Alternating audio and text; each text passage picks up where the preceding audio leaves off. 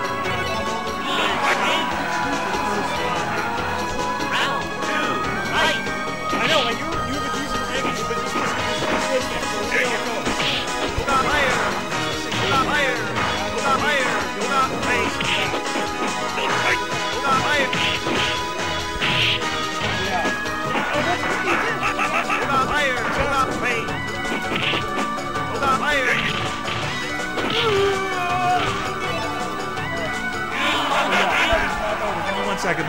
I'm gonna switch this over.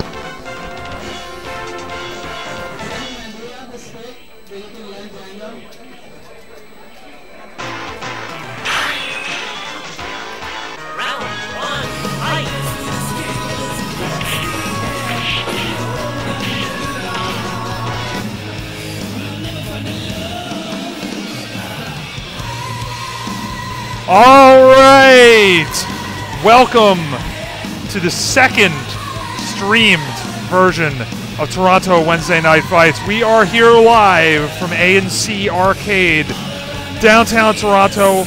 We're switching it up a little bit tonight. We are doing a Swiss-style tournament. You can check that out on Wikipedia if you're not sure what that is, but it basically means it's a round robin, but we've got 13 players, so you don't actually have to have everyone play each other. Okay, so starting it off shortly. Actually, it looks like Dogberry and Bort have started their match already.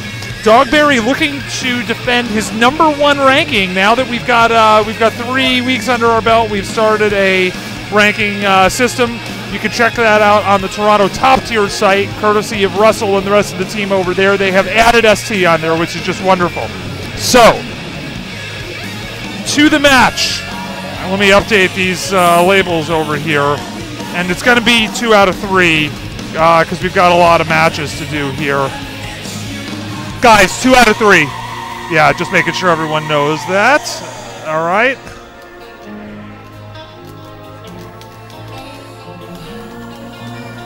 Dogberry, our #1 ranked player. Right now. He's got to defend that tonight, though, on Essentials, right on his heels. Okay. And I believe this is just the first match here, so let me kill the music, and let's go to the game feed. All right, here we go. Round 3. Bort taking the second round there, and he's got Dictator in a tough position here with the Ochios. Might be able to keep this if he keeps it up, and he does. Bort, 1-0. Yeah, Bort taking the first match here.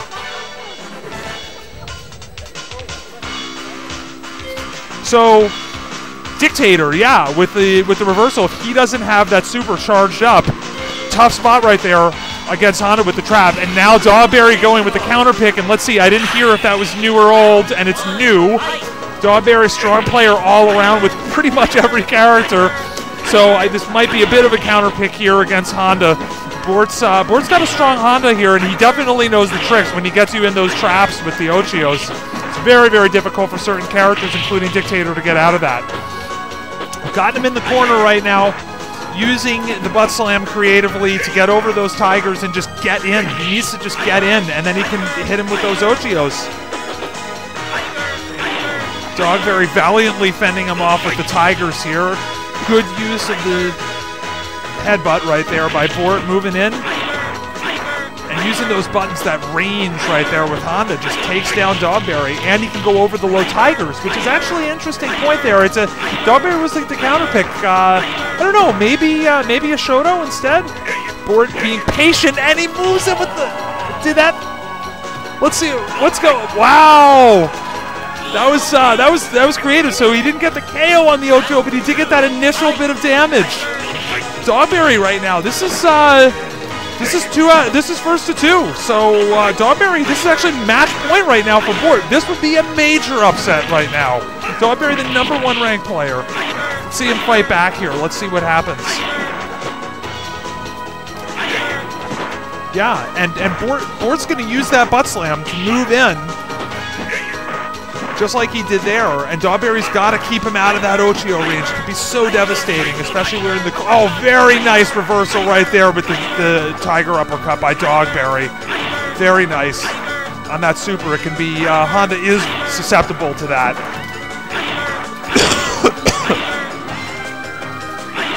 Keeping him out here, but he's got him. Bort's moving in. Right now, Dogberry... Oh! Is that a draw? That looks like it's a draw game. Good one, guys. Wow, all right. This is a hype for our first matchup here. Again, like I said, Dogberry #1 seed. Bort, very strong player. So let's see what happens. That was, I think that was a bit of luck there, ending up in the draw match there. Draw round, rather. Bort again moving him in with the pressure. He's got him in the corner. He's been able to successfully push him into the corner in most of the rounds in this matchup. And again, that standing roundhouse, I believe that is. Just been pretty tough right there on that one. And just the fact that Honda can go over those low Tigers. It's interesting pick. I have to ask. Oh, Dogberry with the Tiger uppercut and takes that round. Fending off Bort, moving in. All right, final round. Here we go. At least in this match. This is match point for Bort. It is Dogberry needs this round to stay alive. Sort of ending up in that corner situation again. A little bit of a flip around in this particular round, but it's just he can't keep with the low Tigers because Bort can just go over them with the headbutt. So I'm going to have to ask Dogberry later about the choice of new Sagat here in this matchup. Again, he knows so many characters. He's got so many characters in his art. Oh, and a nice throw right there to reverse out of the situation by Dogberry. Yeah, so as I was final round, no bonus, but he gets that match, and that's what he needed to stay alive. So it's a 1-1 match. This is now the decisive match here, because again, this is a first to two. And here we go. And Dogberry ending up in the corner already due to that pressure from Bort. Bort's been quite successful with pushing him into that corner, and it's a difficult situation if Bort can then get in and get him into those Ochio loops. Dogberry seems to be adjusting here, though, with his zoning. Nice play there with the trip on landing. Almost had it there, just slightly different on the timing in that case. Ooh, and Dogberry with the throw against Honda with Sagat in his short throw range for the victory in that round. Okay, match point now for Dogberry, battling back, and Bort's got him in the Ochio, and then Dogberry throws him out of the situation. Well-timed throws there by Dogberry. Oh, and a nice reversal Tiger uppercut right there to again backboard off of it. And now Dogberry's Dogberry's got him where he wants him, at least far enough away, but Board is again inching in and inching Dogberry into that corner, and now reaction Tiger uppercut there on the headbutt. That's just good reaction there by Dogberry. And that's it with Dogberry with the chip for the victory. Good match, guys. Very exciting first match there. So now we're going to, let me just update the scoreboard here and update the scores on our bracket.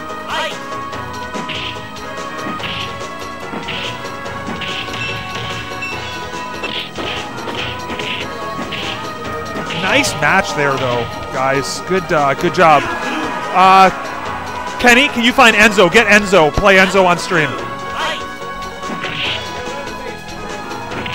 All right. And actually, give me 1 second. Stream friends, I am going to just see if I can get another match running off stream right now. Give me 1 second. I get WB versus Thwack off stream on Super Turbo.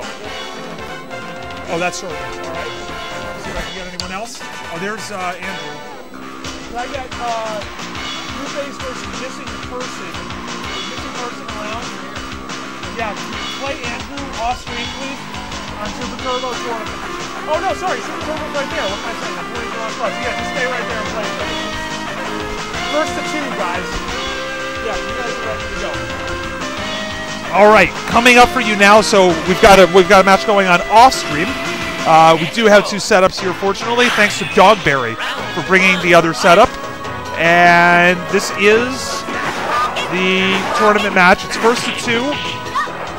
We have Mono on the left, and we've got Unessential on the right.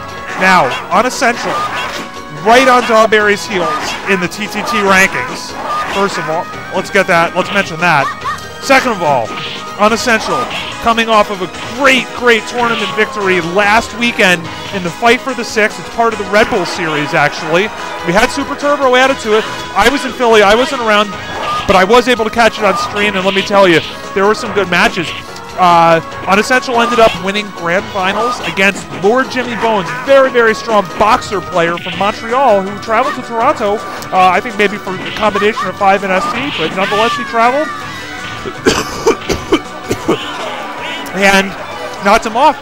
Dogberry had defeated Lord Jimmy, but then lost to him in a run back in losers. And then Unessential on the winner's side was able to defeat Dogberry and then beat Lord Jimmy Bones in the finals. So here we are, Unessential versus Mono. Main player is DJ, and this is actually this is good. He took a round. So right now, we're in the first match. Unessential just looking to build up that meter. This is classic Unessential. He's hanging back, throwing out the fireballs, building the meter. Mono working his way in, using DJ's mobility with that slide to inch in, but sometimes, yeah, the timing on that, especially with the slow ones, can be difficult for DJ to get under. And now Unessential's going to look to chip him, probably maybe one more block or a trip there on a jump in. That'll give him the first match, so it's now 1-0 Unessential. And I'm suspecting that Mono's going to stay with DJ here. Yes, he does. Unessential just been strong Chun-Li here on the Toronto scene. He won one of the weeklies. Dogberry's won the other 2. And now we're in the Swiss format. Let's see if he maybe he can pull off another victory. And that might put him above Dogberry at that point in the standings. Or at least it'd be very close. Strong start to the round by Mono here. And he's got a life lead, but, yeah, I was about to say, but Chun's got that super, and Unessential's able to just move him and take him out with the super. Okay, match point now for Unessential.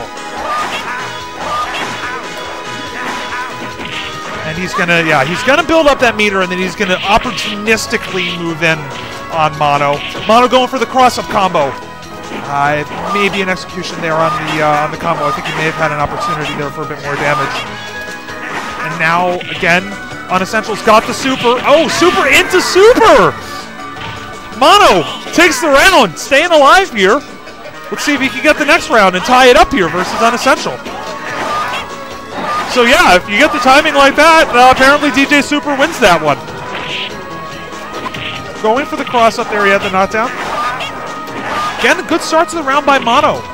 He's been working on these Chun-Li matches. Unessential is a sort of, if you want to win one of these tournaments here in Toronto, you're going to have to beat Unessential at some point, and he's a tough player.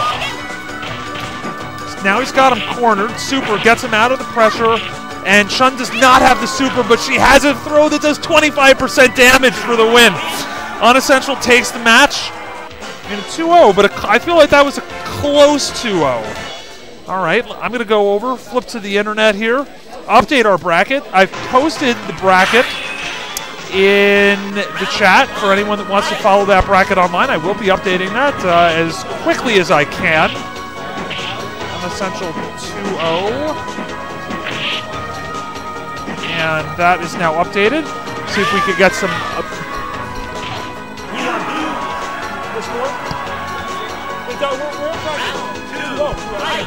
Cool. All right, nice one, guys. So I've just got an update from Drewface.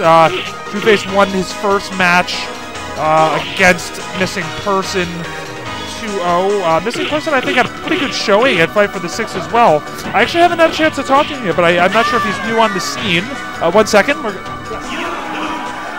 Yeah, actually, if you can, I don't have a second round yet, so you're off for just a bit. Okay, now we are going to, let's see what else we can run here. We can run, can we get Lucky Jim versus Bus? Is Bus around? Yeah, see if you get Bus over here. And I need Tally. Oh, no. Hold on 1 second, actually. Guys, is Tally here? Tell me Tally's here, because he's in the bracket.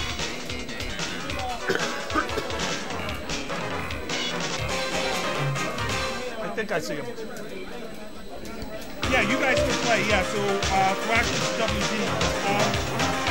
Why don't you...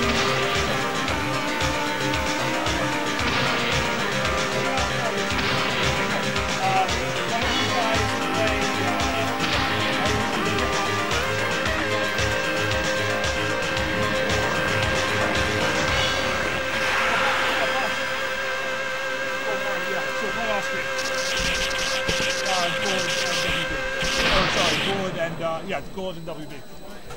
Perfect. Yeah, perfect. Left setup right over there. All right, guys. We're back. We have off-stream going on right now. We've got Thwack, generally a sim player, playing WB. And then on this stream setup, we are about to see Lucky Jim taking on TTT Bus, a strong Ryu player. I'm not sure if these guys have met in tournaments yet, but we've got it for you right here on Toronto Wednesday Night Fights. I am very much suspecting we're going to see Ryu out of Bus, and we're going to see, this is again, let's see what Lucky Jim does. This has been this character, so Lucky Jim is going with Bison. And by the way, anyone who follows him on Facebook will see that he updated his Honda image with a Bison hat. All right, I'm just going to update our scoreboard here. We got Bus on the left, and we've got Lucky Jim on the right.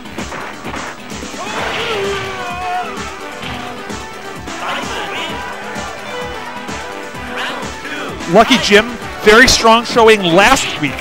Lucky Jim, I think, was second overall in last week's tournament, so good showing there. Let's get to the match. Good defense right there by Bus, fending him off with the neutral jumping. I think that was a fierce from the sound of it. Now Bus is hanging back here. He's got some Hadoukens, and let's see. Now Lucky Jim's got the super. Ooh, nice with that throw range from Dictator. It's tough. Oh, and the super doesn't connect on all the pieces. And now could have been a big turner. Oh, very nice Dragon Punch right there by Bus to take the round.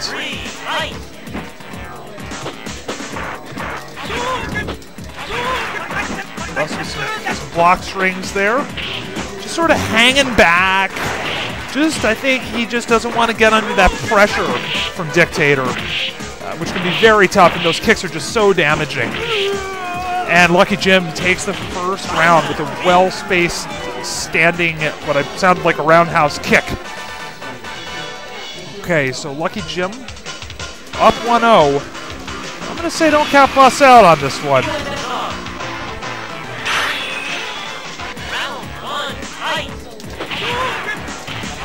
we go. Bus starting off with a fireball that ends up doing a pretty good amount of damage right there. Lucky Jim moving in with some kick pressure. Bus is able to trade and push him back. And then a nicely executed Shoryuken right there at the last second. Nice deep Shoryuken fending off Lucky Jim. Now he's under pressure here. Let's see what happens. Whiffs the Shoryuken. Not as much of a penalty there as it is in Street Fighter V, of course. And Lucky Jim super. Bus with some Hadoukens. Does have his super. Oh, now that one whiffs, and then Lucky Jim just moves in for the throw with that great throw range by Dictator. Takes the first round. We are match point now for Lucky Jim versus Bus. And Lucky Jim first attack bonus with that throw. Nice neutral jump roundhouse there by Bus to fend him off. But Lucky Jim moves into a pressure situation here, and he's got him. He's got him with pressure there. Well played by Lucky Jim with Dictator. So he's adding up some wins there with his Dictator play. Update our bracket here for the first round of the Swiss tournament.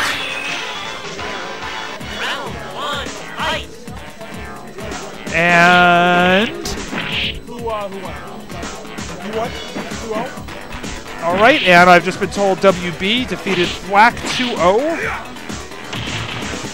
in their match.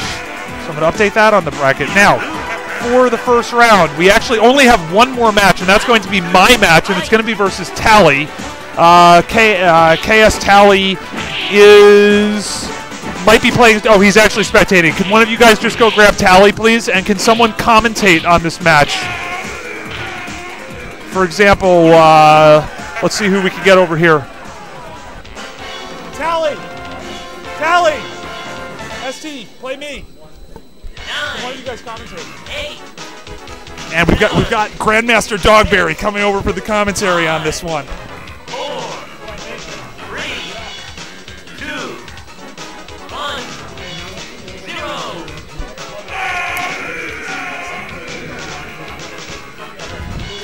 0. So guys, Dogberry here. I'm gonna take over commentary for a while Atari is getting ready for his match against KS Tally. So, looks like this is going to be an old school Street Fighter 2 type matchup.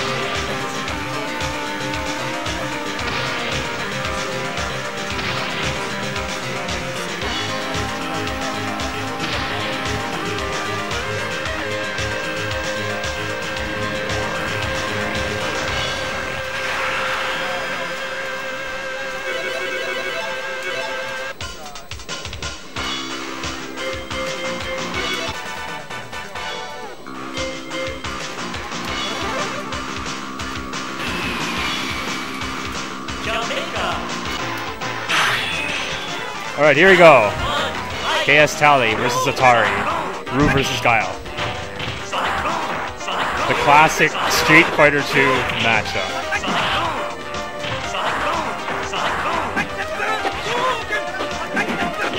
Tally going in with the air hurricanes. Now Guile's gonna get it. Oh, tries to get over this flash kick, couldn't do it.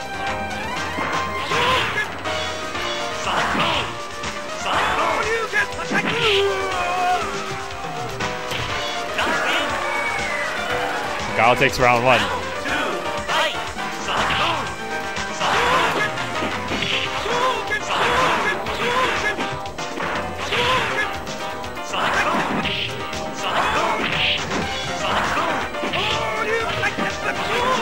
What's up, X Gamers? So we got X Gamers on the chat so far. What's going on, man?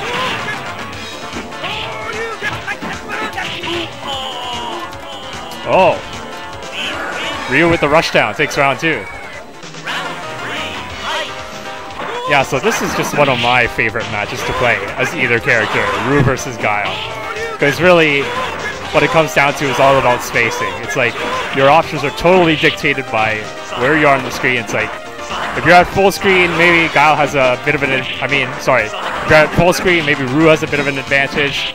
Just inside of that, maybe Guile has an advantage. And then when you get a little bit closer, the spacing changes. Then it depends. like for each character, all their options are dictated by where they are on the screen. So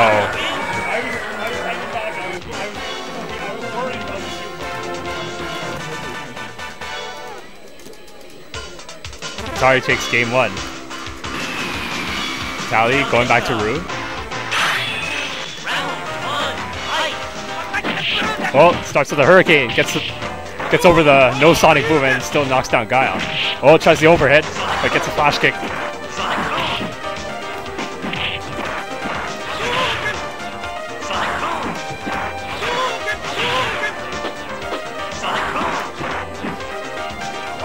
He's got Guile in the corner. Uses super to keep him there. Good for Atari for being patient and just waiting for the super. But now he's in the corner and he has to make something happen because he's down on life. Sonic booms to nullify that. Oh, very nice. Fakes the fireball, walks up and sweeps. And in case you're wondering, there's no trip guard in this game. So when you're jumping, whenever you're about to land, you'll always have 1 to 2 frames that you can't block. So that's what happened there. Atari tried to jump in, didn't hit a button, and still got tripped. Oh, very nice. Jump forward and forward kick into throw. Now Guile's got Rue in the corner. Oh, trades with the Tatsu. Very hard to hit that Tatsu clean using Guile. Ooh. Tally a little, seems a little, maybe should have held on to the super. Oh, flash kick open. Pressure with the low short, low forward. Oh, whips the flash kick.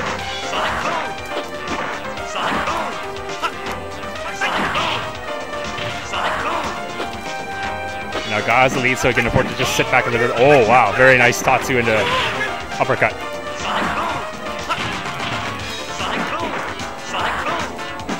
Guile's got Rue in the corner. Oh, very nice. Sweeps Guile.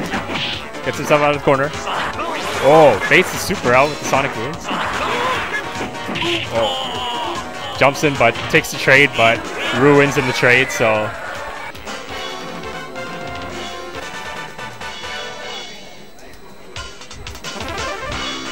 And I'm going to assume this post is not a troll. I've got a question here. Are there focus and ultras? No. In this game, there are no focus and ultras. But there is that comeback mechanic that's called the huge damage potential of all 16 characters in the game. And if you want to think of it that way, you can. I suppose super is the comeback mechanic as well. Because you can be down 50% life, land 1 lucky super, and just even up the match.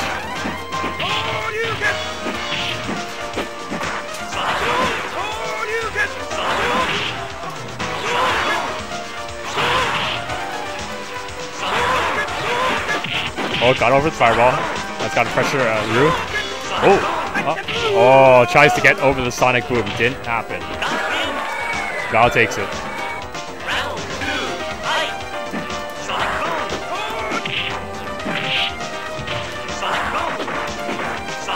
Guile playing a pretty safe and solid and conservative game. Not going for really any cross-ups. Just chipping with sonic booms and mixing up some throws. Puts Rue back in the corner. But now with Rue with the cross-up, gets out the corner. Here comes the fireballs. Oh, it gets over the super. Very nice.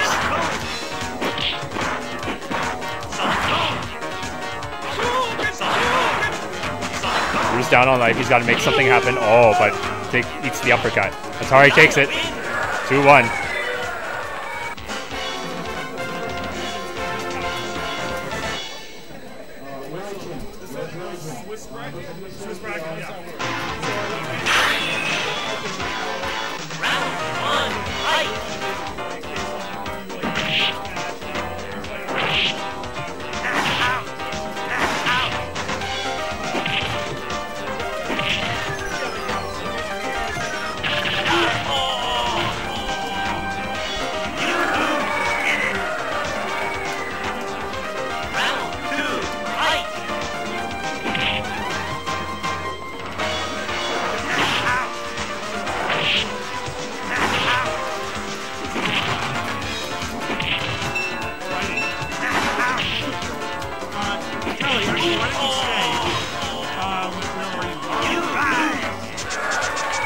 Oh, you may actually have a bye this round. Yeah, because there's a limited number of players. So you actually have a bye. So 9, cool. All right. 8, 7, 6, 5, 4, 3, 2, 1, 0. Move on! All right.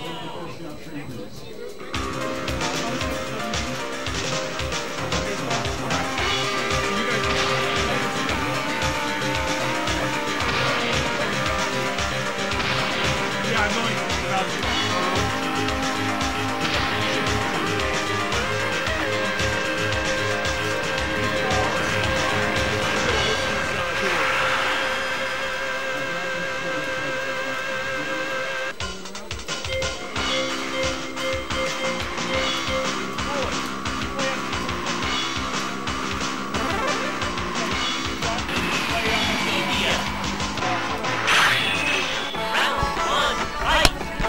All right, hey guys, I'm back. Unfortunately, you're stuck with me now again. It's Atari, and we have a new round in the Swiss. We are about to be running Unessential versus WB on the stream. So, and then off stream we have another match. I think this is about to start. Yeah, Gould, play Enzo. So that's going to be Thwack and Mono on the other setup. And Unessential is making his way over here right now. And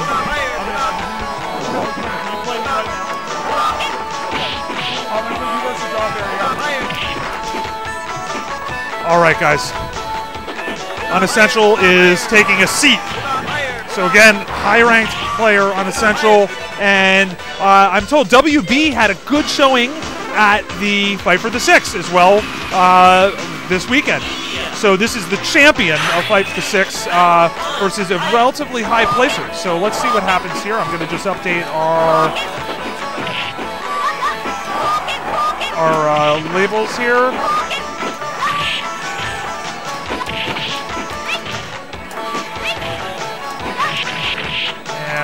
That is going to be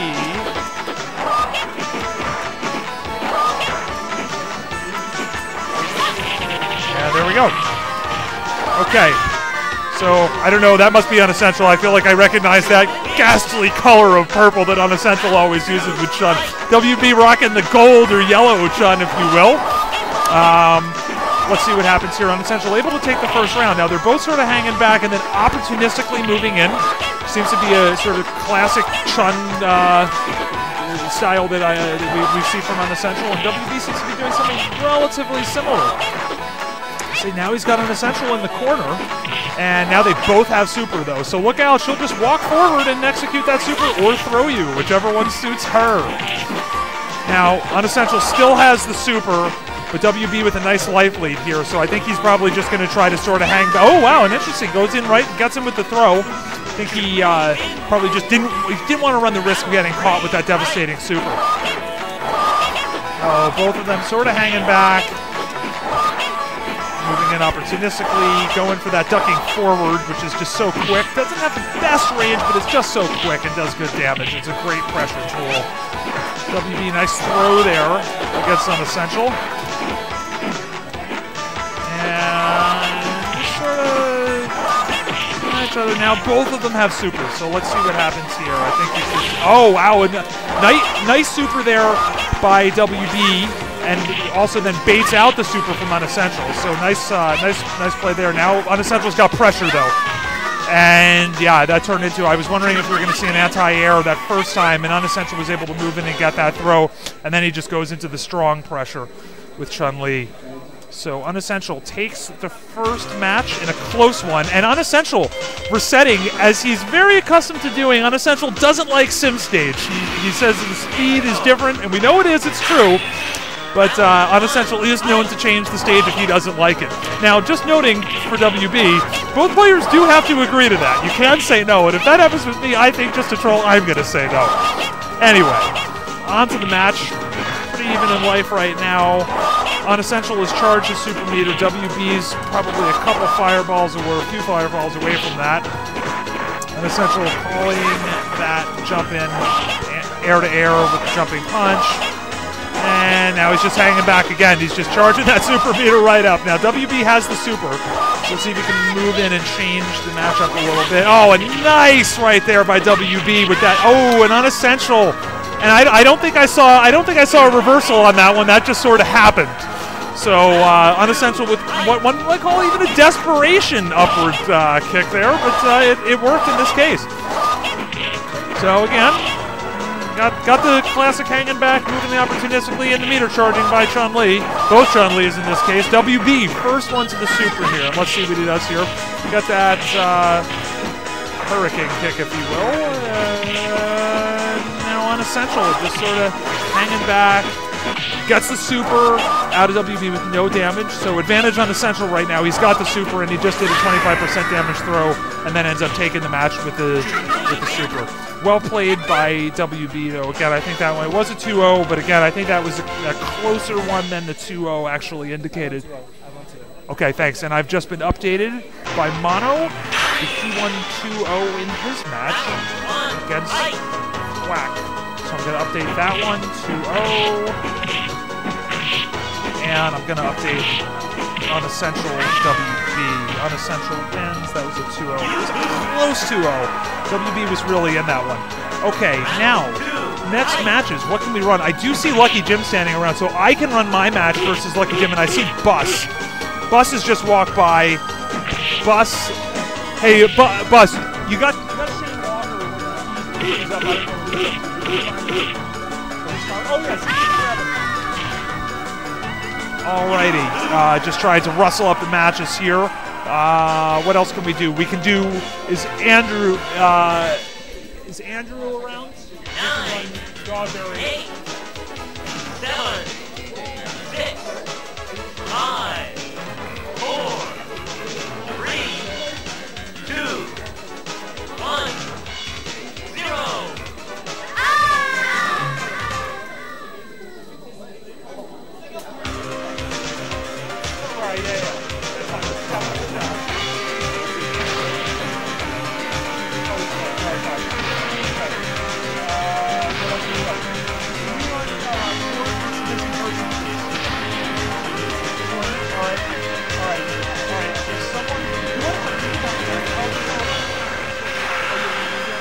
You on next? Alright. I don't know.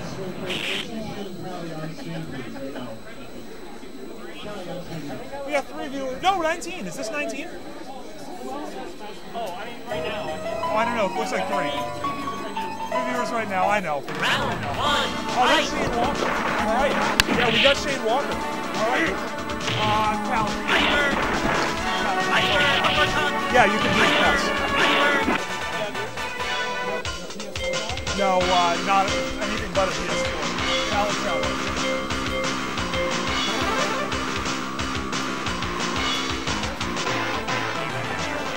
Round 1. Fight. All right, guys. Actually, so we've got a visitor here in the Super Turbo World. So we've got Bus is going to be playing Shane Walker on stream. Now, that is TOSFHQ Shane Walker. And Shane Walker is a top player in the Street Fighter V community here. If you check out our rankings on the TTT website, if you go to Street Fighter V, you are going to see Shane Walker in a very high position. He's a very, very, very solid Street Fighter V player. I know he's platinum and really high ranked online, and he does well in the tournaments. Very, very high ranked player. So we have twisted Shane Walker's arm. He's a sim player, and we've twisted his arm to play ST, and I'm thrilled to have him playing ST with us now. Let's see if we can rope him in and get a little bit more. I don't know whenever the last time he picked up ST. It was a long time ago, but it's really fun having him participate in this tournament, and we thank Shane for getting involved. So he's playing Bus, solid Ryu player. And Shane, oh yeah, using that slide, and he's already he knows Sim's tools. He's got to, it's gonna maybe just a bit. Some of his normals and whatnot are a little bit different, of course, in ST than they are in 5 and in 4. He's also a sim player in 4, very strong player in 4 as well. So let's see. I'm sure if we can get him to keep playing ST, he will quickly make himself a force here in the ST scene here in Toronto. He definitely knows how to play sim, and I think just with ST, obviously some of the tools are different, so he'll just be making adjustments. So, excuse me, he's got a nice life lead right now in this round right here, and I think he's perfectly fine with just hanging back there and trading fireballs with Ryu, and he gets the trip. Remember, no trip card in ST. So Shane Walker takes his second round playing ST in probably, I'm going to guess, maybe even 10 years. We're going to ask him about that a little bit later. When was the last time he played? But it's great having him here and already relying on his Dawson fundamentals to pick up a round off a strong Ryu player. So just, classic sim. Just trying to keep him zoned out. But when he needs to, he's got that fireball. And it works, and he uses that slide for trip with great effect. Being a little bit cautious now because Bus does have that super. And now Shane Walker moving in for some pressure. Bus with a combo for the victory in the first match. But great first match out of Shane Walker on that one. This is he hasn't played ST. Shane, when was the last time you played ST?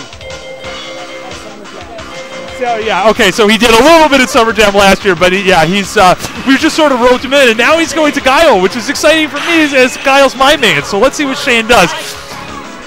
Oh yeah, waits that out, gets that flash kick on the jump in right off the bat from Bus. Bus maybe thinking Shane was going to start with the Sonic Boon, and instead he elected to just wait. Now that jump kick right there, the timing is a little bit, you got to get it just a little bit early because of the slow activation there on Guile's jumping roundhouse. Shane, good use of the ducking fierce for an anti-air from that range. That's a perfect choice. Moving in there with that big boot. Didn't quite get in there in time.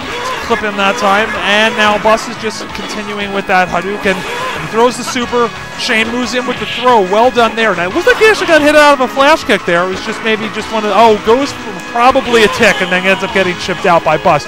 Good playbook right there by Shane Walker, though.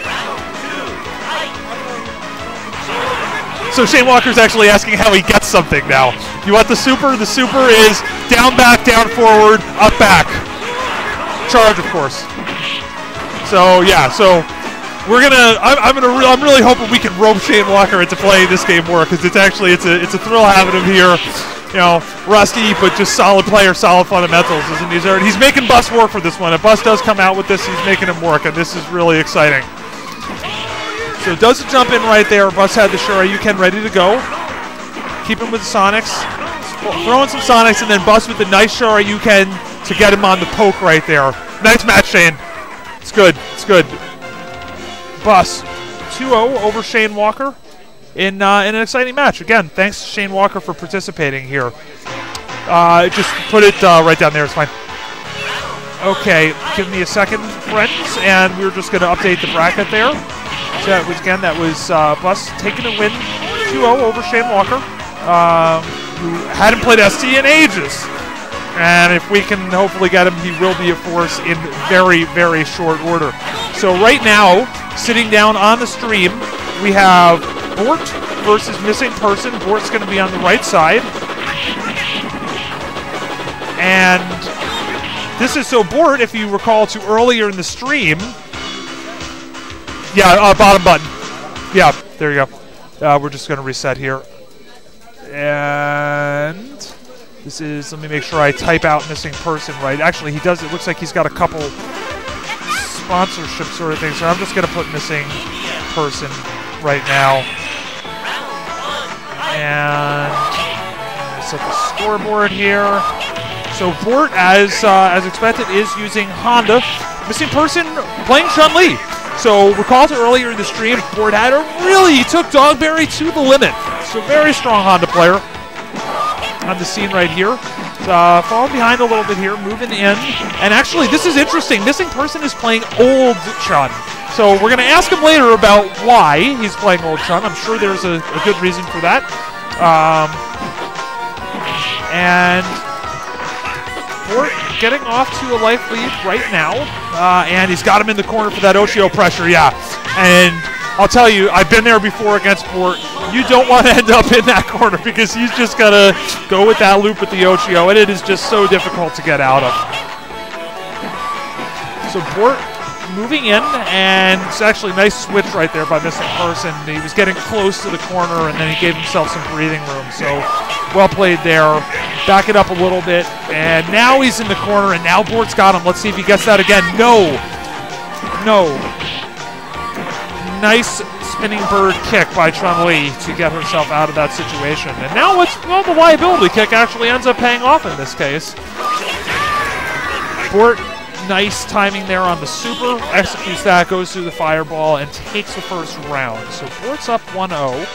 See if Missing Person, who he goes with here. And he's sticking with Old Chun-Li. Okay, here we go with the match. Opens up with the fireball, hanging back. Now, he doesn't have to hang back like you see Unessential and WB doing to charge up that super meter, because he, of course, doesn't have one. Nice neutral roundhouse there for an air-to-air. And Bort again. He's moving in. Generally, Honda does have to be willing to sacrifice some life to get into those situations. But as we saw in the earlier round, if he does get you in those situations, he can be devastating. Nice reversal butt slam right there by Bort to get out of the pressure. And I think that's going to be a double KO, and it is. Bort, double KO, man. I think he had one against Dogberry when he took Dogberry to the limit in that first match that we had here on the stream. Bort, nice reversal there with the Oshio. Moving in with the butt slam. Again, got him in the corner. This is where he wants him. And does he get him in the loop? Let's see what happens. Yes, he does. He gets him. So that is the first round in the second match. So match point now for Bort. Let's see how WB plays this one this time. Another good use of the butt slam. Oh, and he's got him in the corner. I don't know. Let's see what happens. I think that just might be lights. Yeah, he's got the dizzy. So lights out. Well done by Bort on there with that Oshio pressure. Strong execution there. He's getting that timing. He's getting that right. So we're going to update our bracket here and give that one. Bort is 2-0 against Missing Person. Missing Person, so like I said, he did play in the Red Bull series last weekend. This is his first weekly, so we hope we see more out of him. WB as well, first weekly. Okay, so now we actually have 2 more matches that we need to get done this round. It looks like Dogberry is actually playing Drewface off stream right now, so that must be for tournament. And we only have one other, which is going to be me versus Lucky Jim. And I'm going to call. Do you want to commentary? Yeah, all right. So this is cool. So Bort is going to debut on commentary here for you guys. So we welcome him to here. Just update the stream control, so update the names here, Atari, Lucky Jim, and then just hit save, and it'll update on the scoreboard, and then just flick back to that's the X stream, so you can see it and everything. All right, ladies and gents, what is up? I am Bort. It's my first time commentating, so don't kill me if I'm not as entertaining, but we've got a lot of strong players here today, some new faces. Pretty excited. I'm actually fairly new to the Toronto scene. Let me get this stuff settled. You're gonna be on the right?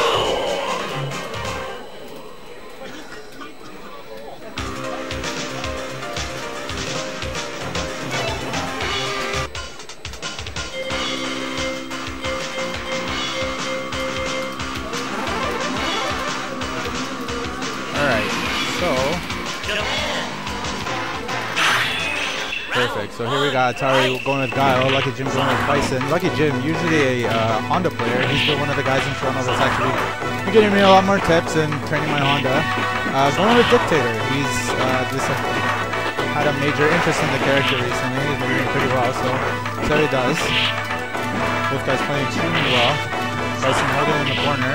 Ooh, Guile having a good way to keep him out. Try to get him out of that corner. Ooh, and Bison taking the first round. So far, from my experience, both these guys fairly strong players in the Toronto scene.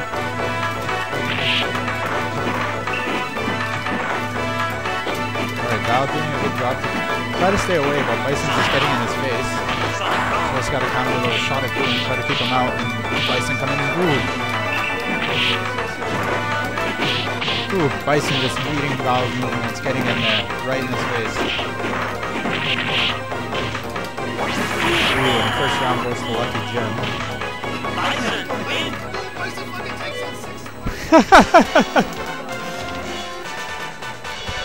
I can't do it, man. That one guy that commentated at Battle for the Six, that was fucking hype. I'm more low-key hype.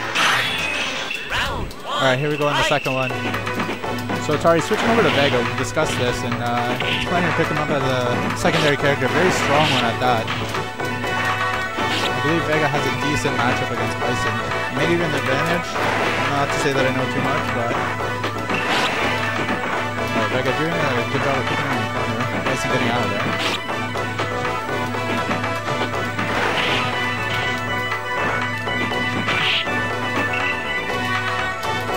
Ooh, stand still. Who goes first?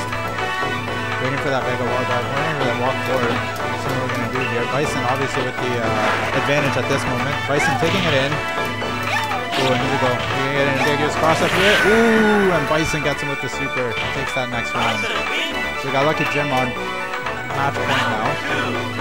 Atari's going to have to make something happen here. Atari doing a good job right now with those normals. Keeping him out. Getting that damage in. Not sure why I didn't go for the wall dives on the knockdown, but get himself out of that corner. Set up those wall dives. Ooh. Bison still could get something out of this if he makes a miracle. Make something happen. Ooh, gets the throw in the corner. Ooh. Vega takes it. Alright, so Atari's still in this. Played a much stronger round this time around. Let's see if we can carry it over into the third round and make it a third game. Nice counter throw.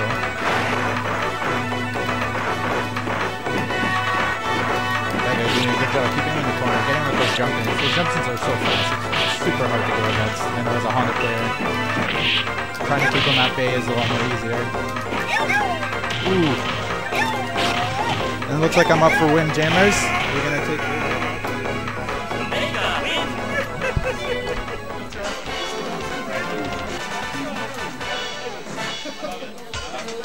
Okay, so Atari just got up 1. It's even up Lucky Jim and Atari. Round 1. Fight. Dictator and Vega.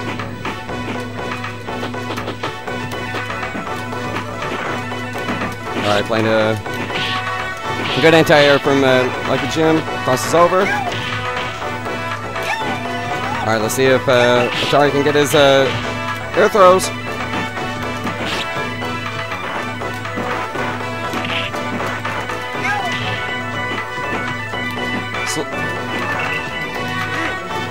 Slow matchup. All right, wall dive starting. Should be it. All right, Super's out of there. That's the only thing that the Dictator can do. All right, match point, Atari. All right, goes for the flip.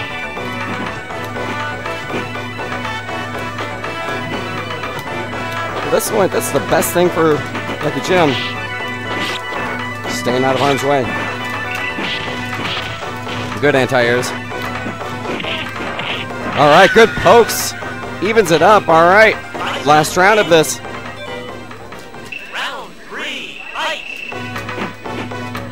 All right. So Atari keen to just step back, do backflips.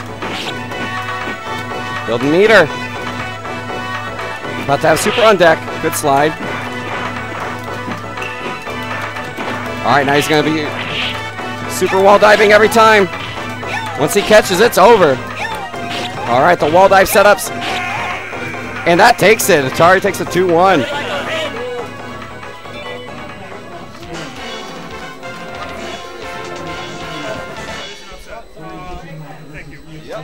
Can I steal this for 5? Round 1. Fight.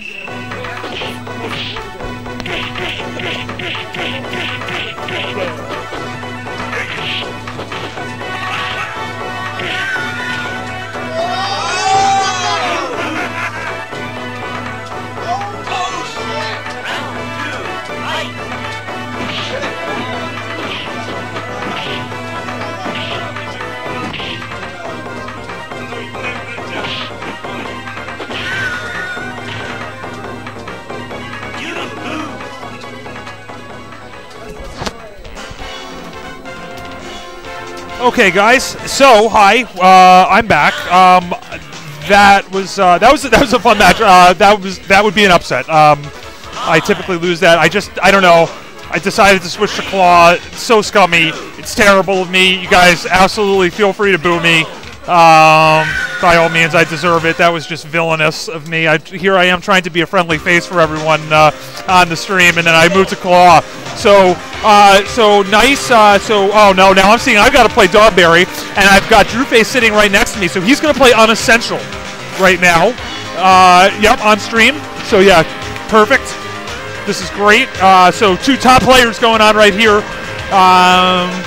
Unessential, I think, is 2-0 in this, as is Drewface. And luckily for me, now I get to play Dogberry. I'm going to probably take a loss on that one. So the bracket is updated online if you want to go check that out. We do have that updated. And we're right here into the match. So let me just update the labels here. And that is going to be Unessential on the left. And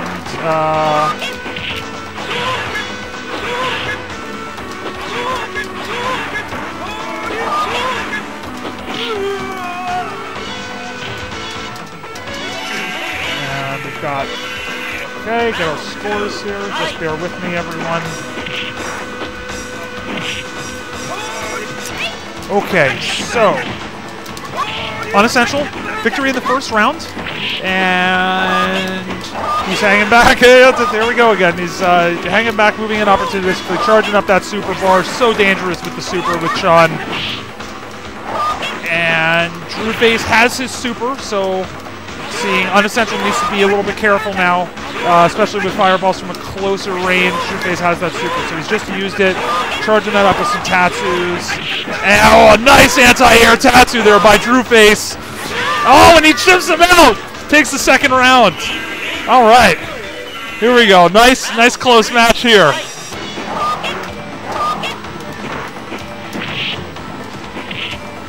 Drewface moving in.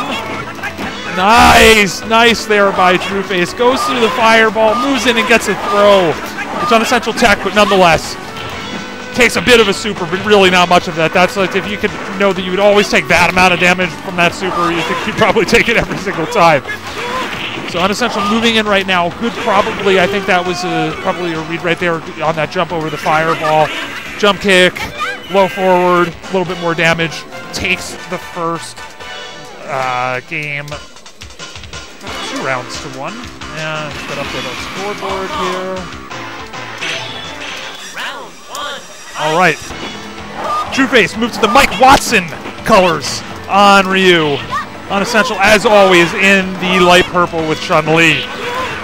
And let's see what happens here. Nicely played right there. Drewface just putting on the pressure. Oh, and he's backed up Unessential into the corner. This is, oh, here comes Unessential, though, with the throw. Let's see. Okay, so he backs off a little bit. He doesn't go into, I was wondering if he was going to maybe go into pressure. Drewface nicely played conservative. Ooh. And Unessential with the jump in for the win. I was going to say nicely played hanging back there by Drewface for that super. Okay, Unessential, fireballs from afar. Drewface, nice tattoo right there. Oh, it's got him with that pressure again in the corner. That can be really difficult to get out of. He can just mix it up. Drewface very strong on those mix-ups. Oh, and he gets the super there. Unessential trying to get out of there with super. I don't know how in the world he had any meter for that, but somehow he had already charged his super meter. Drewface, nice standing strong there for the anti-air. Takes the next round. Okay, this is still match point for Unessential. And Drewface looking to tie it up here at 1 game apiece. Nice move right there with the tattoo, going high, coming and landing and getting the throw. Small life lead right now for Unessential, and Unessential does not have the super yet. Oh, but a nice throw. I think he maybe clipped him a little bit high on that jump in, and now Unessential has the super, and he will try to keep you back and then use that super as an anti-air right there, as he just did. Nice air-to-air right there by Drewface. Hanging back. Watch out with that meter with Chun, because it's close. It's close, and now Drewface down to maybe his last pixel. Throwing out that super.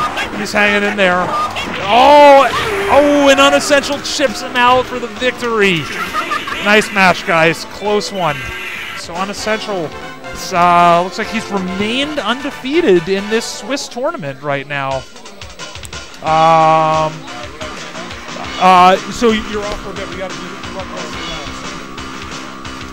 All right, let me just. Yeah, no, this is cool. I like the Swiss thing. It seems to be people. It means everyone gives everyone, and even for the viewers that I'm talking to now, it gives everyone who's involved in the tournament more matches.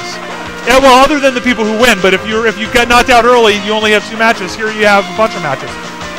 Alrighty, so bear with me, friends. I'm just going to update the brackets. If you're following us online, I did post that that bracket in the tweet. Let's see, can we get? I see Dogberry sitting there. He's playing mono right now in casuals. I don't want to play this guy. I'm going to have to eventually play him in round 3 here in this Swiss tournament. Let's see what I can get. I've got Bort is over here, and I've got WB. So let's run Bort WB. What do you? I don't have the phone charger. Sorry. Oh, fine. Okay. Yeah, that'll do it. And yeah, and let me give you mono. Yeah, play Lucky Jim. I don't know where Lucky Jim is right now. If you see, oh, he's playing 5. All right.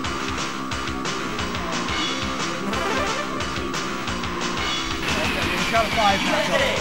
We can get missing person versus Ross as well. Yeah, that's fine. Okay, yeah, actually, sorry, bear with us, guys. We got a bunch of stuff going on right now. We have a Windjammers tournament that Unessential is running. Okay, so on the left is WB, and on the right is Bort. And again, we saw Bort just in all of the matches that you've seen Bort here on the stream. Bort, if he gets you in that corner, it's lights out. If you can't reverse out of that, it's really tough. So let's see what goes on here. So this is the first match, 0-0. Bort with a life lead, but WB moving in with pressure now. He's backing off. He's charged off that super. Didn't quite get him. Oh, and he gets him with the neck breaker. I was wondering if Bort was going to maybe reverse out of that with a headbutt or something. But yeah. Okay, so first round to WB. Hanging back, we're seeing that spinning bird kick, which actually don't see much out of Unessential. So it's nice seeing different Chun players, how different styles. And WB has been quite strong so far in today's tournament, and as he was on last weekend's Fight for the 6 tournament. So Bort moving in, but WB, well played there, gets that throw, pushes him off, and then another couple pokes. Bort moving in with the butt slam. He's got him in the corner though, no. And then he ticks him and he gets him into that Ochio. Second round to Bort, well played by Bort there. Excuse me. And now we're on the best stage. I hope no one resets this game at this point. Let's see what goes on here. So, nice there by WB. Getting Bort out of that headbutt. Oh, and a well-timed super into the upward legs. Bort's still in this though with Honda. One mistake against Honda, and that can just be it. So, WB, of course, playing this conservatively, trying to keep Honda out. So WB was able to do that with the fireball right there at the end. Takes the first match. So it is now 1-0, WB. And again, we've got Honda versus Chun. Bort again going with that the pink towels for Honda, if you will. And moving in, he's got him in the corner, but no, a nice throw right there by WB, actually. This is, I think Honda's got better throw range than Chun-Li. I'll have to confirm that with Dogberry later. But, yeah, that's well played. WB with the throw. And moving in. Nice keep away here by WB. Yeah, he just played that one nicely. Takes the first round. We're willing to sacrifice some damage to be able to get in, but right there, it's just he ended up. It's just really just sort of had his life whittled away by WB. Ooh, and he gets WB gets him right there with that jump, and I thought maybe that headbutt might have won. But now Bort's maybe maybe had him where he needed it, but WB with a creative up legs to get out of that corner, out of that pressure by Bort, closing in. Now he's slowly moving in again. Oh, and now he's got an Ochio, and he's got him in the corner, but this time Chun does have the super. And she's backing off, and now she's moving in with that stored super. Nice butt slam right there by Bort. Gets out of that pressure, and it looks like WB's down to about a pixel, but he's moving in with pressure. Now he hangs back. Interesting right there. Okay. Hanging back there, just trying to keep Bort away and see what Bort is able to do here. If he also just has that life lead. And he gets him with the Oshio on the jump in. Well played there by Bort. Okay, so match point again for WB, or Bort looking to tie up this match right here. At one apiece. Not even right now in life, just trading some pokes. WB jumping around a bit. Bort just sort of slowly and methodically looking to move in, keeping that charge there, so he's got that headbutt as an anti-air. Looks like maybe that was a headbutt. I'm not sure if I quick caught that. Oh, but then WB had that super charge, and he just hits him with pretty much all that damage. Oh, Bort, okay. Closely played. WB able to come out on top in this one. WB takes it 2-0. Again, close match there for Bort. Bear with me, friends. I'm just going to update the scoreboard here if you're following us online on the brackets. Now, I believe, so it looks like we've got Dogberry playing mono, but that's going to be casual because I know I unfortunately have to play Dogberry. Lucky Jim tied up in Street Fighter V, so we can't play him. So we have Shane Walker. If we can get Shane Walker versus Tally, I'm gonna just stand and see if I see him. I can play Dogberry. Yeah, okay, guys. You know what? We're gonna run me versus Dogberry right now in round 3 here in this Swiss tournament.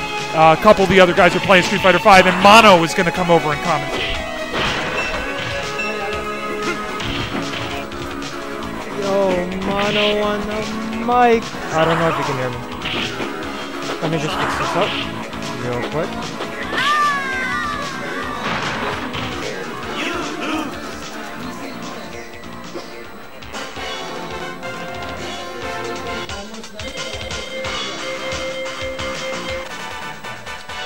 Man, this screen control technology is amazing.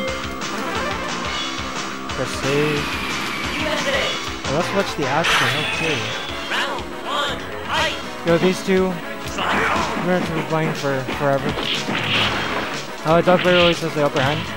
Playing with Zangief. Not that great of a matchup, but still. Dogberry is an amazing player. That's how he makes Zangief work. He's trying to find his way in. Gets through the Sonic Boom. In the corner, 2-hit combo. Quick flash kick. Both with supers on deck. But these characters not very known for using super a lot in the neutral game. Ooh. Jumping short into sweep. Those make sense.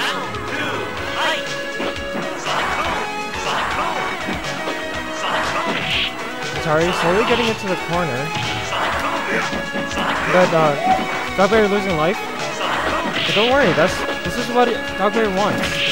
Oh, the second hit of the sweep. The unblockable. Great jump. Oh, this is getting very reckless. Yeah. Dogberry had to mix it up, but Atari was already ready for that. So he just goes in, jump in. Final round. This could be Atari's. This will be very big for his career. Starlight says, what's the schedule? And then starting time. Should have been going fine for about 2 hours even.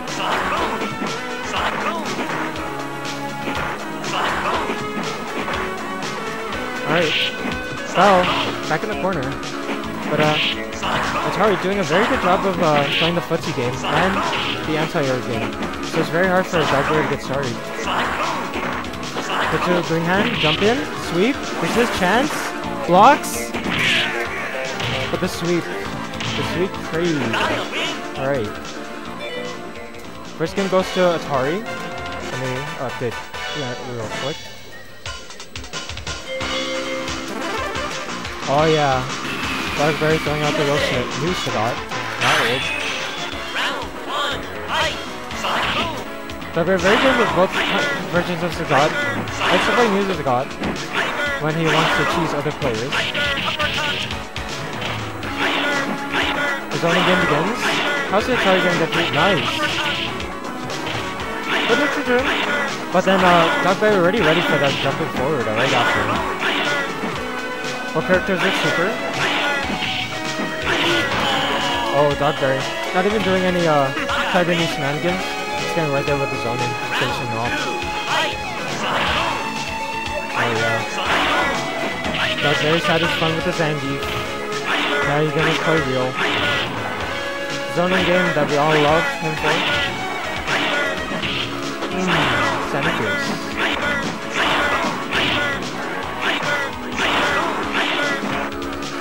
Sweet. Pushing him out. Oh, great jump in. Can he capitalize this? Moving Dogberry closer to the corner. Running out of health. Oh. Tries to neutralize the fireball, but not enough time to do so. That's going to be Dogberry's game. 1-1. Final game will take it. The switch. The switch. Who cares about Guile? No respect. I don't care. Show me the wall dives. Show me that sweep. You're already in the corner. You're uppercut already. That works on hit, not on block. Oh, great choice to sweep.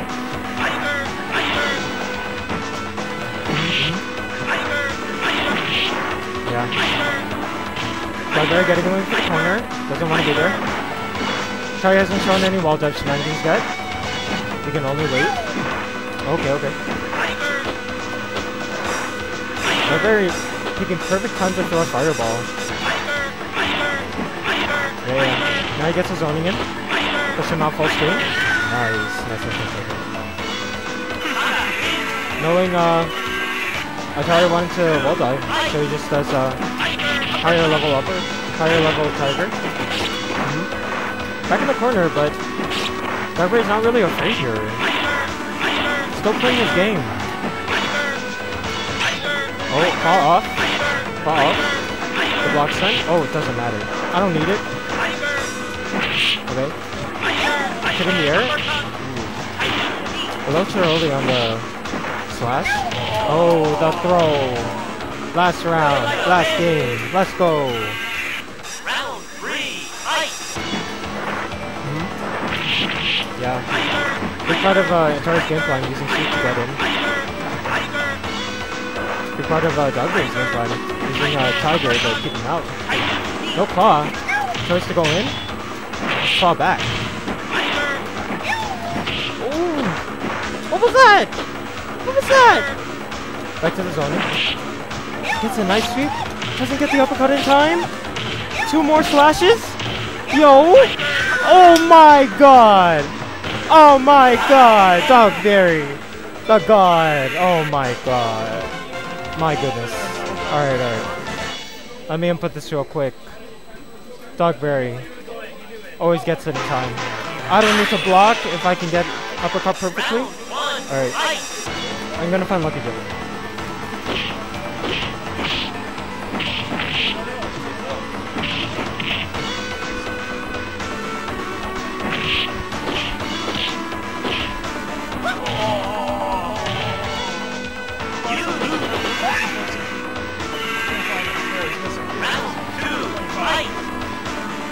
Oh, we can get. Oh, did we get Lucky Joe?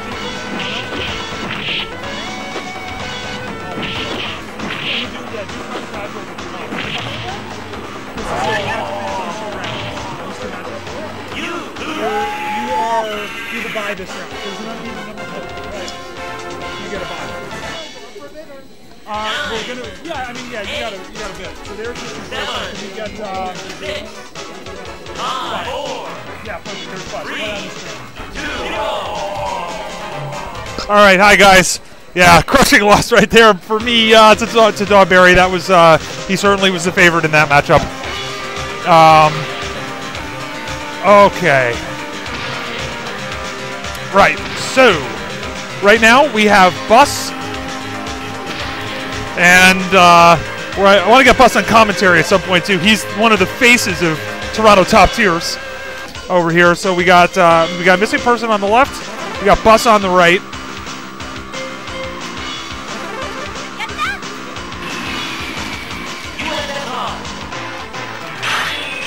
Round 1, fight!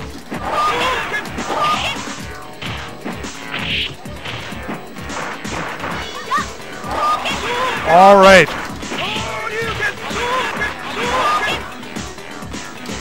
And starting off, so.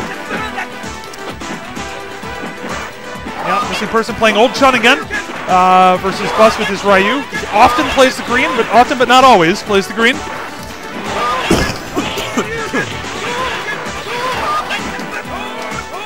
Okay, Bus has the super. Missing Person's got to be fairly careful at close range right now with the fireballs and sort of everywhere elsewise with Bus. Oh, nice reversal dragon punch right there.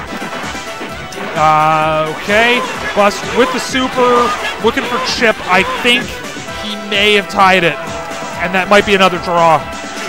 Oh no, Chun-Li wins. Chun-Li wins. Okay, first round to Missing Person by a pixel. Neckbreaker shenanigans.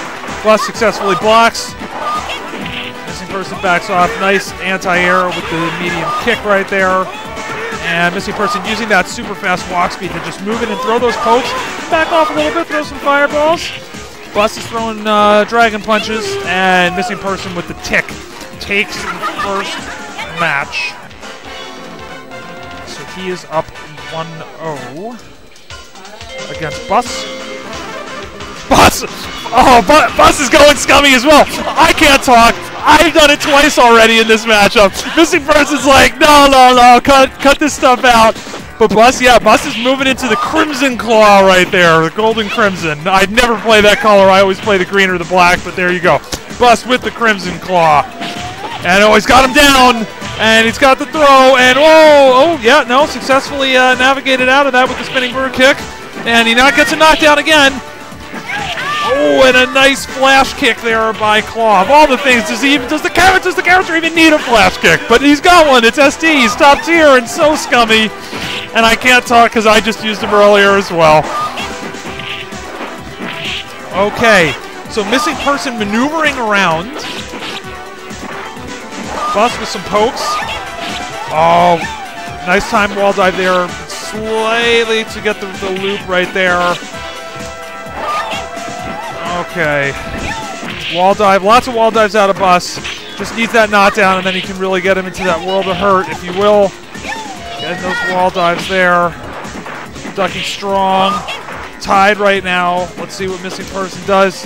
Play. Oh, nice move right there with the jumping. I don't even forget what that move is called. The Scarlet Terror, is it? Quite fitting since he's playing a Scarlet Claw or Crimson, if you will. I'll say, you know what? As a Yelly, I say I probably don't like Crimson. So, I'm going to call that Scarlet. Missing Person switched up to DJ now in this matchup. And Bus gets a knockdown. His timing didn't quite get him with the follow-up. Gets another knockdown. He's got another chance for the wall dive shenanigans. And good life lead right now. But Missing Person has successfully gotten out of that wall dive loop situation. Bus applying those wall dives. Pretty good life lead. Missing Person with the super backs off Bus. Bus sort of faking it right there with the and he gets him again with one of that move that I don't remember what it's called, and I feel silly. All right, so Bus moving in, and yeah, I see Binary. That's true. He'd say, it's not ST if there's no counter picking. Hey, you know what? I try to be a Guile main as much as I can. Every once in a while, I'm gonna get scummy with Claw in certain matchups. It helped me. Got within a pixel versus Dawberry, who's top using Claw. As you saw with my main Guile, I didn't do that, so there you go. Yeah, there is some counter picking. All right, so we are right now, we are tied in rounds. Bus. Oh, I should have updated the scoreboard as well. This is 1-1 right now. This is match point. Sorry for that, viewers.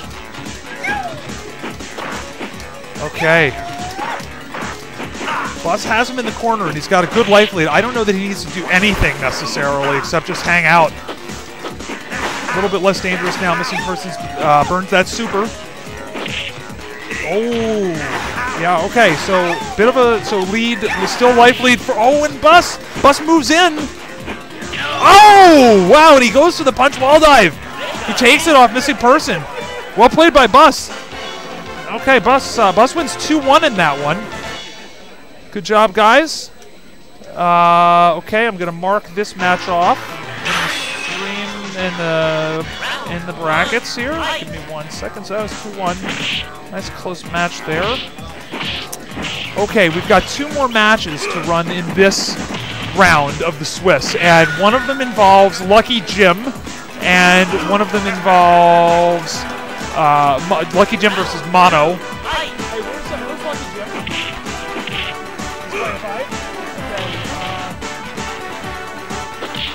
You all finish the round. We only have one other, which is Shane Walker versus Talon. There's Talon. We just go. I don't know if this might be commentated.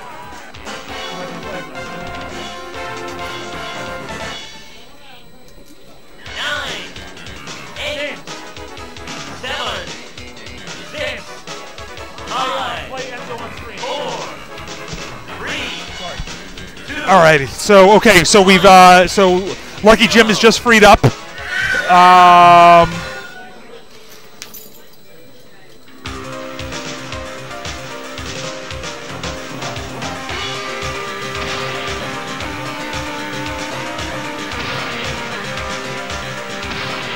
And yeah, okay, so running for you now, we are going to have Mono on the left, DJ player, and we're going to have Lucky Jim on the right. Now, let's see. I'm not looking at the screen yet. I'm updating the brackets. I'm wondering if is Lucky Jim going to go. All right, now I just looked at yeah, Lucky Jim's gone Dictator again because his new main is Dictator, supplemented by Honda. All right, Mono opens with a max out. And he ends up in the corner, pressured by Lucky Jim, but Mono able to again get out of there with the max out. And Mono with a nice 5-hit combo. I don't know if I've seen that out of him. I think he's been practicing on Fightgate or in his training mode. Very nicely done right there by Mono. Good damage, good stun. Didn't quite get the stars there, but it's close now. He's moving in. He's got pressure, and he chips him out with the max out. Okay, very strong first round by Mono. Just coming out there like a house of fire. I'm going to quote Gorilla Monsoon, the late, great Gorilla Monsoon. Okay. So Mono working on those max outs. Gets him with the tick throw. Oh, and yeah, unsafe right there from that distance on that ducking roundhouse for Dictator. Mono unleashes the super. Lucky Jim, nice read right there on the air-to-airs, and then gets the juggle and evens it up. Now he's in chip range. Oh, and Mono, nice up kick there. But Lucky Jim able to come back with unleashing the super, takes the second round. On to round 3. Oh, and then does the machine uppercut right there by Mono. And Lucky Jim applying the pressure. He's got him in a tough pressure situation right here. Lucky Jim, solid mix-ups. Ticks into the throw. Scissor kick. Down to a bit of a magic pixel. And Lucky Jim ends up getting the max out. It jumps the max out. I think probably a good read there on the max out. Jumps over. Takes the first match with the throw. So Lucky Jim up 1-0, but it gets pretty close matches here. So hope everyone's enjoying this on the stream. It's good seeing some nice close matches here. And Mono starts off with some fireballs. Pushes Lucky Jim to the corner, and that really strong. I think that's the ducking strong right there by DJ. Lucky Jim with those strong kick pressure, and ends up taking the first round with the head stop.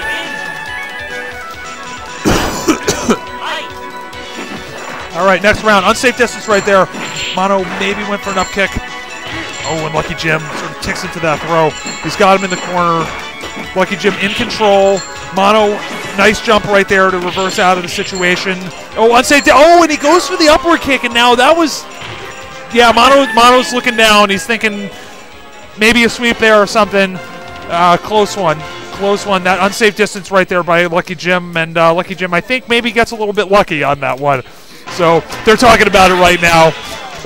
Lucky Jim telling him what his other options were for the next time that happens. Okay, bear with me, friends. I'm going to update our bracket here. That was Lucky Jim 2-0 against Mono. And we have one more match here that we need to run in this round to get on to the next one, and it's going to be Shane. I see Shane Walker standing, and he's shaking his head, and we need Shane Walker versus Tally. Shane Walker versus Tally. Can we get you over here? Where's Tally? Round 2, fight!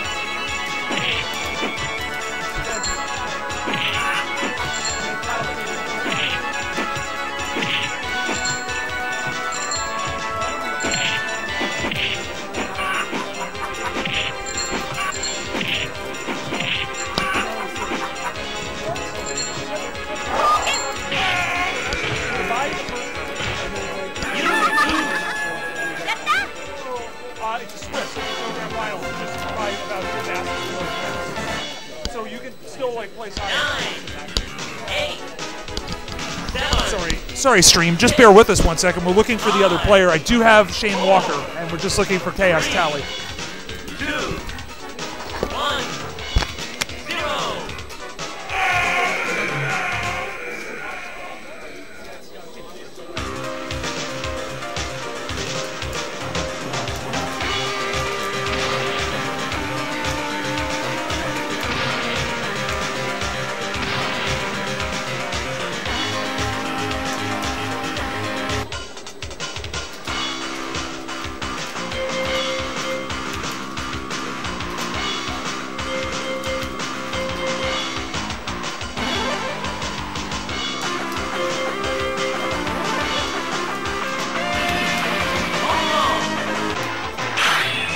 Round 1, fight!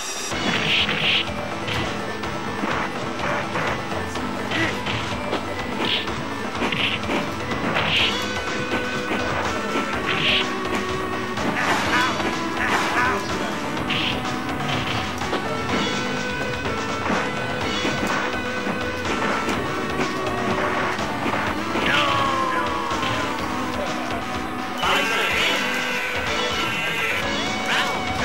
fight!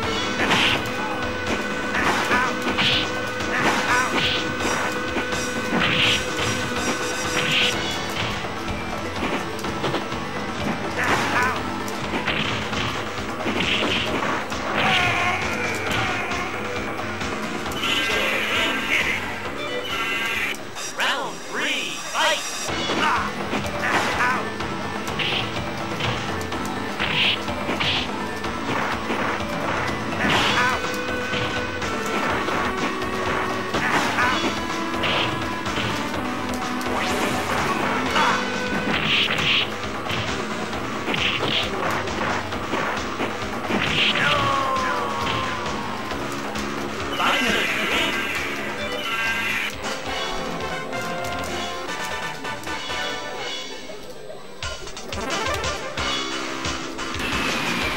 Hong Kong! Round 1, fight!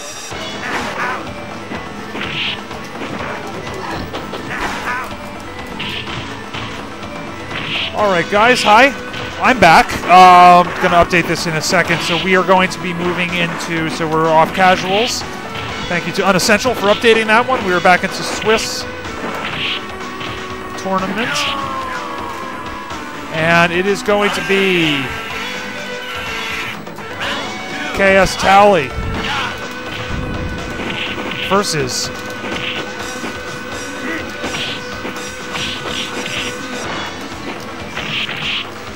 Shane Walker.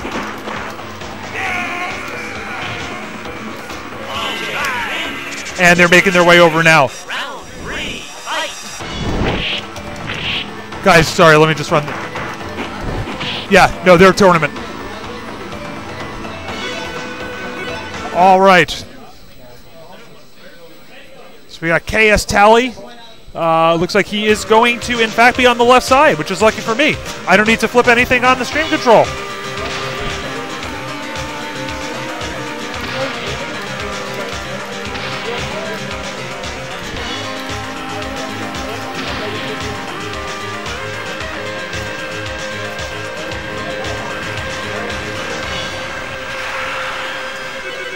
All right.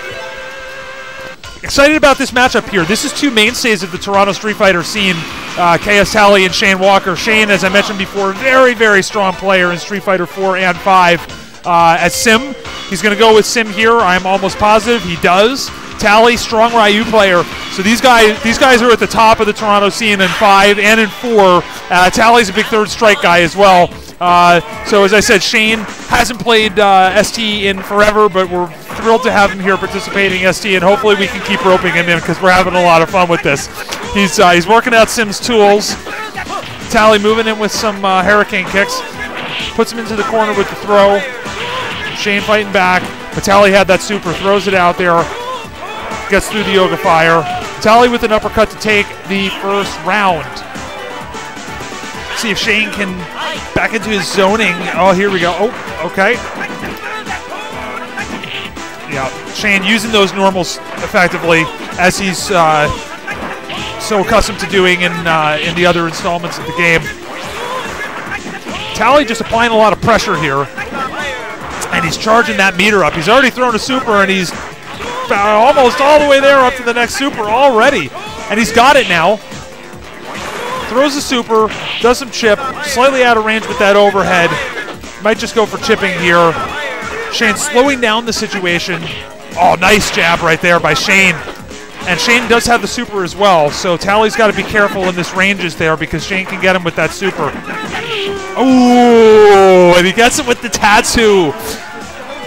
Just barely gets it, there. Okay, so Tally takes the first match. First game, rather.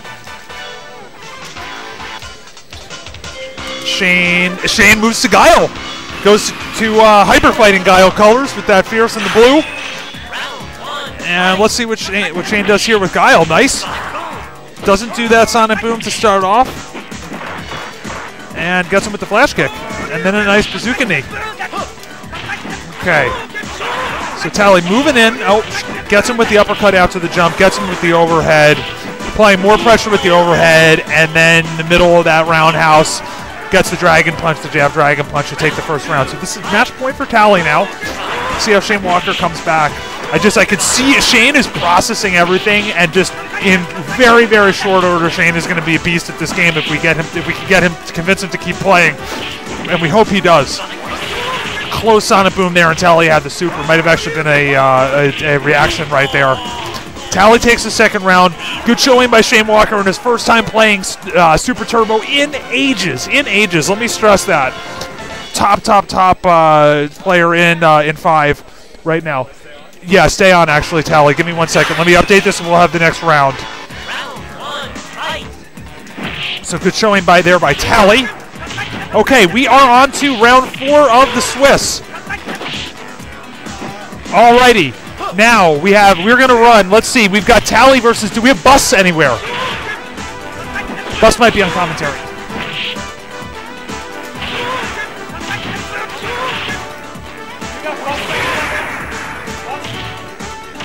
You win. Round 2, fight.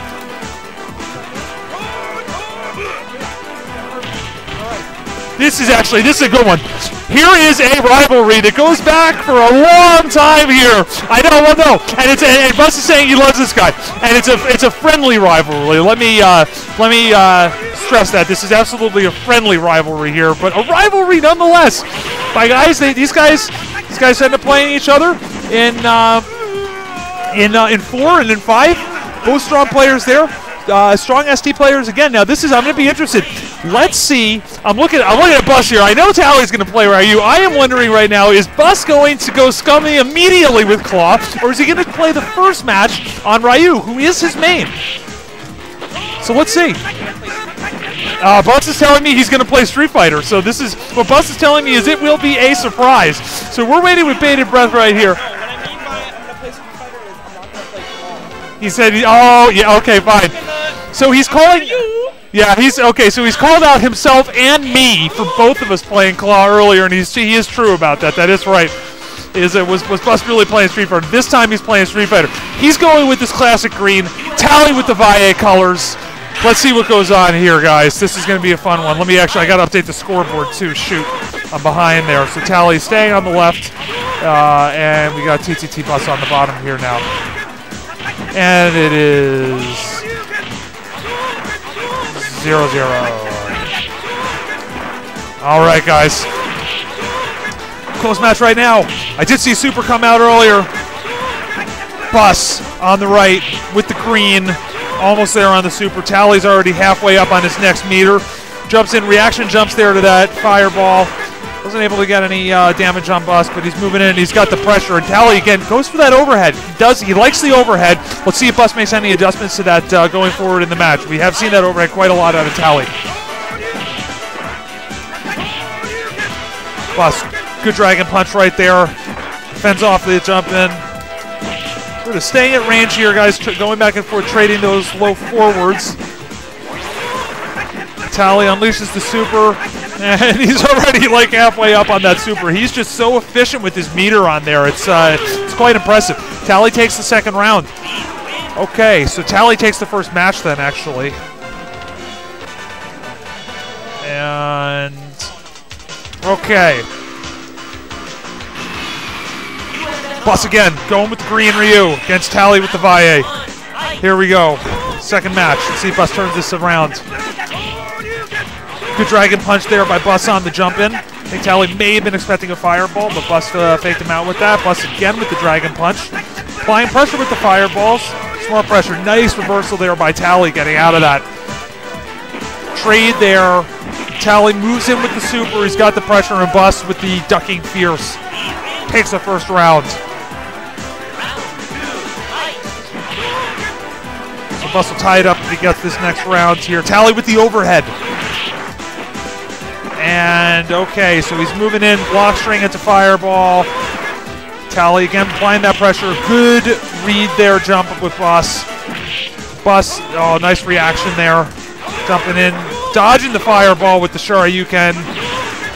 And Bus, what is Bus doing? He's got the Super and he chips him out. Well played by Bus. Takes the second round, ties it up. So we're going to have Tally and Bus going to the decisive match here. Excuse me. Still have a little bit of that bugs from Defend the North about a week and a half ago. Should be hopefully got by next week. Otherwise, I'm going to have to go to the doctor. All right. Tally moving to Old Ryu here. Oh, and he gets dizzy by Bus. Nice combo there, Bus, for again for more damage. She's got Tally within a pixel. Let's see what happens. Anything can happen here in ST. And Bus with the ducking forward. From good range, well spaced right there. Takes the first round. Match point now for Bus. Traditional combo. Oh, actually, it only showed a 2-hit. I don't know which of those two was actually a combo and which one wasn't, but Bus with a pretty sizable lead right now. Tally doesn't have that Super meter to build up that he's been so efficient at building, but he does have the invincible dragon punch, so see if he can put that to use. Tally with the juice kick right there. Bus takes it. 2-1 in a nice, exciting match. Close one. Good job, guys. All right. Friends on the stream, bear with me right here. I am going to update our bracket. It's a one-man show here, actually. I want to tell you, I'd love it if I could get some other guys here on the commentary. I'm sure everyone on the stream would love to hear from our top player, Dogberry. Maybe see if at some point he comes on here later, and as well as the other personalities. It was really nice having, I think we had Bort on here, of course, earlier. We had Mono. Mono has done commentary before.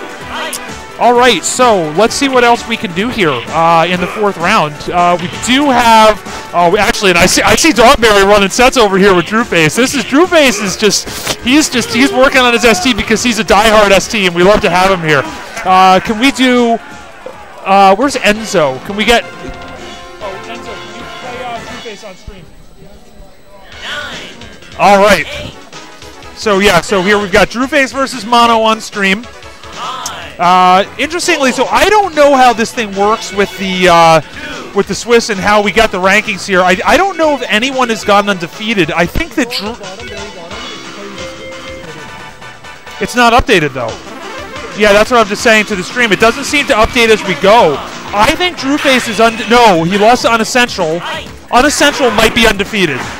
As I'm looking, Unessential is undefeated. I think he's the only undefeated, and we got a few guys who are 2-1. one of which is Drew Face. Okay, so anyway, as I'm staring at the bracket, these guys have started the matchup. We got Drew Face on the right. Drew Face on the left, rather. And we got Mono on the right. And let's set the scoreboard here. And there we go. So, Drew Face has got him locked down right now with those fireballs, and that's tough. And good call right there on the different speeds. Just mixing it up. Tough for the charge characters, even with the fireball, to get out of those situations, because Ryu, of course, does not need to charge that fireball. Okay, Drew Face takes the first match. So he's up 1-0. I guess that was redundant. I didn't need to say one of those two phrases. And so we got another question right here. I see Binary. He's asking, are you guys on Super Gun Arcade? And the answer is yes, indeed. We are on Super Gun. That is essentially, it's running on my Super Gun, and then we're just outputting into the computer here via one of those easy caps.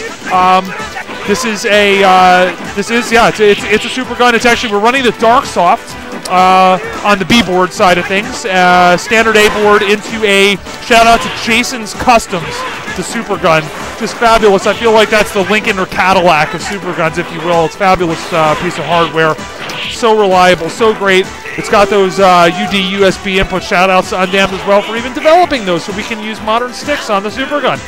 So yeah, it is a Super Gun. And the other setup as well, that is it's a US board through an Undammed A board, that belongs to Dogberry. So we do, yeah, it's a Super Gun on all sides here right now. Okay, so first round went to Mono, but yeah, okay, so Drew Face moves in, takes a second round, shipping him out. All right, Drew Face, strong start to the round with the jump in, gets him with the Dragon Punch, got him in the corner, goes for the overhead into pressure into the ducking roundhouse, and ends up with the throw for the win. Strong showing for Drew Face in that one. That was quite a barrage there by Drew Face of pressure. Okay, I'm going to update the brackets, and if people can just bear with me a second, we're going to run. Can we run Lucky Jim play Bort? Seven. Play James on stream. 7. Bort on stream.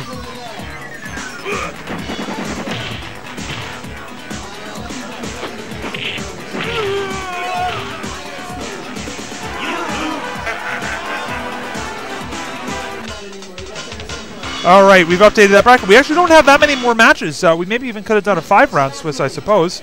So these guys have just reset this, and so we are going to have Bort on the left, and we are going to have Lucky Jim on the right.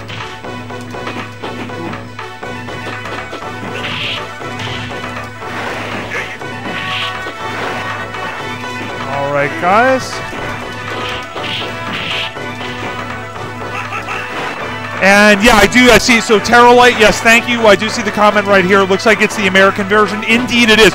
It is a Darksoft. We could technically run the Japanese version as well, or any of the other versions for that matter. I set it to the American version mainly just because I have my donor board for the Darksoft was a blue Marvel versus Street Fighter, so it's a blue box.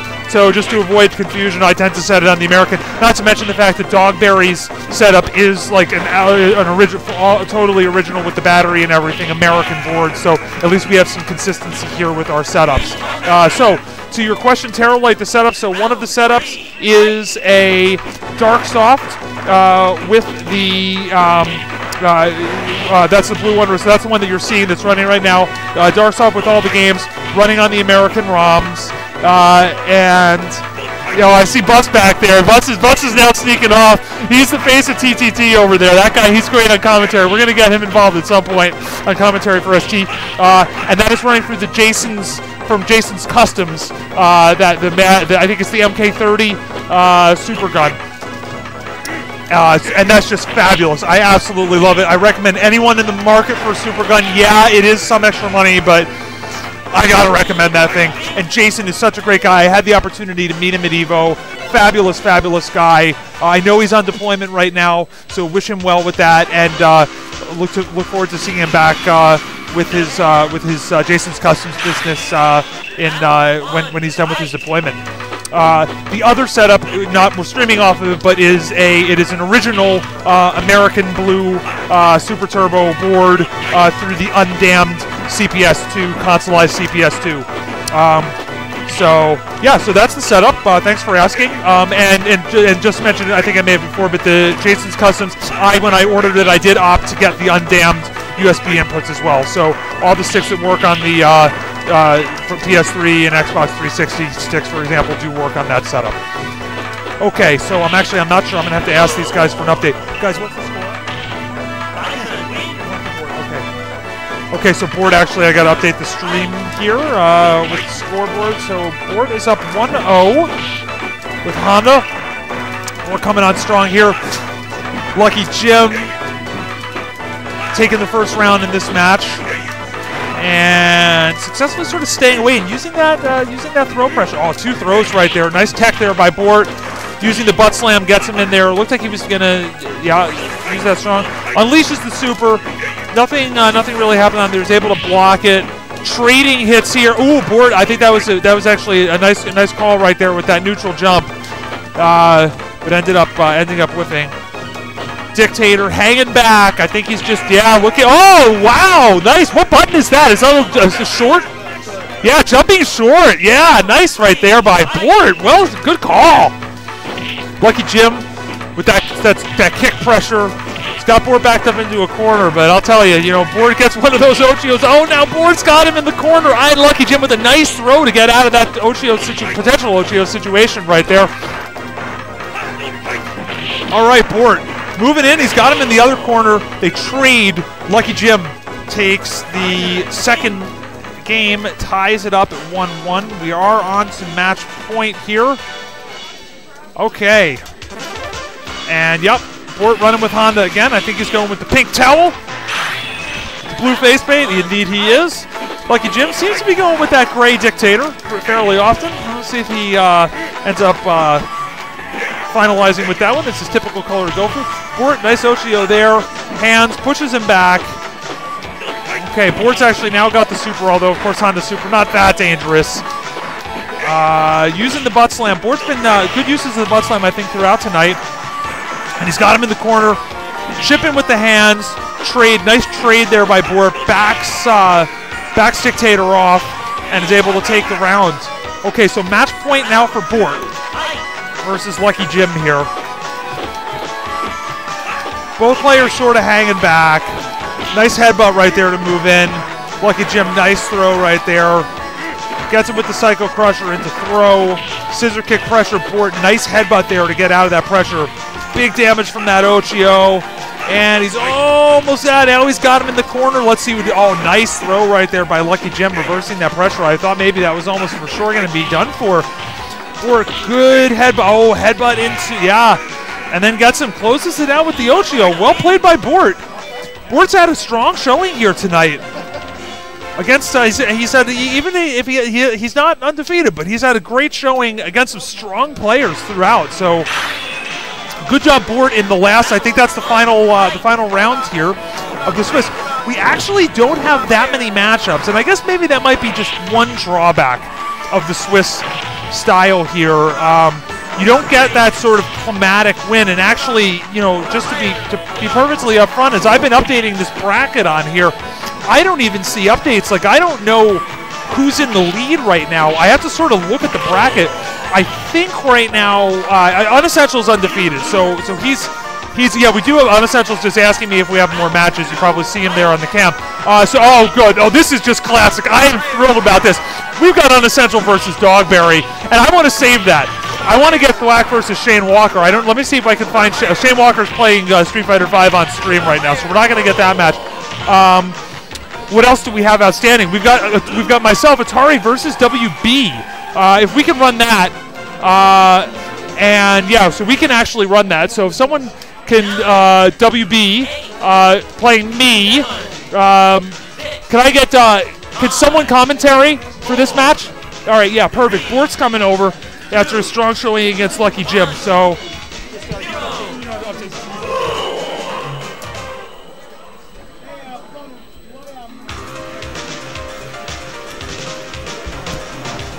Hello once again, guys. Welcome back to the laid back commentary, because I don't say too much, but I will try my best. Honda Power tricks for the win. You know, that butt beats any cycle power that Bison has to throw out. So super hype. Hope you guys are having a good time. We got a lot of good showings so far in Toronto. I've had some pretty good showings. Very strong people here. Thank you so much for the Honda shout out. Hey, thank you guys for watching. So up next we got Atari.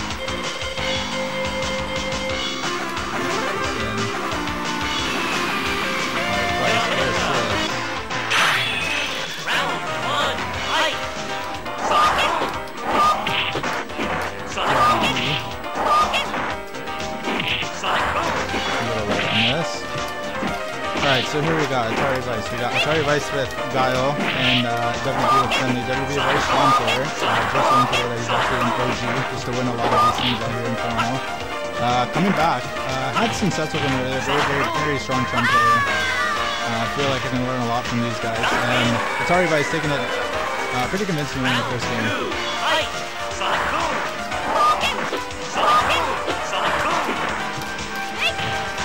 Friendly going with that throw. That forward throw just absolutely killed me every time. Guys trading so far. Friendly with a good life lead, but Guile slowly getting in there. Keeping his own. Ooh, getting those throws in. I feel like WB has a pretty strong showing so far. Getting a handle for how Atari's Guile is playing. And of course, WB taking the second round. We're going to take it to the third. Oh yeah, Unessential. I have trouble against this guy. Very good training partner, but background. He had a very strong showing at Battle for the Six this past week and taking first very convincingly. Very strong showing for him. As we open up the match, Guile with a small light lead. Chun definitely not out of this. Ooh, beating out those aerials and then coming with the throw. Very good job with WB. Ooh, WB really showing his knowledge of the fixing game here. Yeah, you definitely shouldn't Honda Super, unless I use Honda Super if there's an absolute chance that it won't get countered, or if you can get out of the corner. Otherwise, that Super's fucking useless, and Chun-Li takes it WB with the first game. So we're going to see how Atari will change it up, if he'll stick around with Guile, or if he's going to move over to Claw. So Atari Vice with the decision at this moment. WB's definitely no slouch, very strong player here.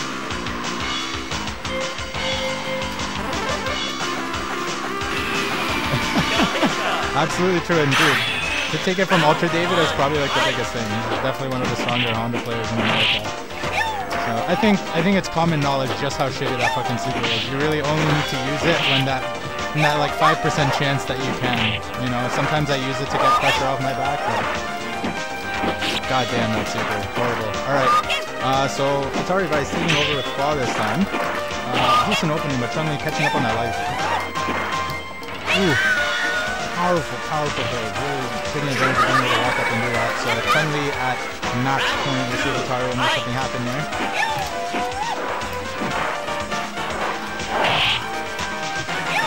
Chun doing a good job of keeping herself away. Ooh, using that light kick. Light kick is good. Chun really doing a good job at making sure that Vega doesn't get in her airspace, because you know that's a scary situation to have. So very advantageous in this match. Atari's gonna need a miracle here. Ooh! Atari got the knockdown. Let's see if we can get set and air dive shenanigans. Ooh, Chun-Li with the counter. Right on match point here, and WB takes it 2-0. Alright, we're gonna get Atari back on the stream here. Thank you guys for listening to my rambling.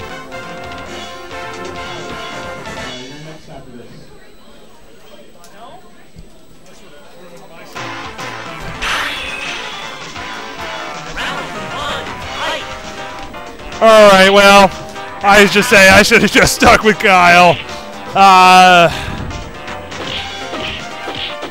Alright.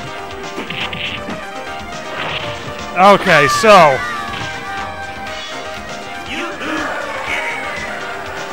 WB Round 2, fight! 2-0 against me. I'll just update that. Oh. Okay.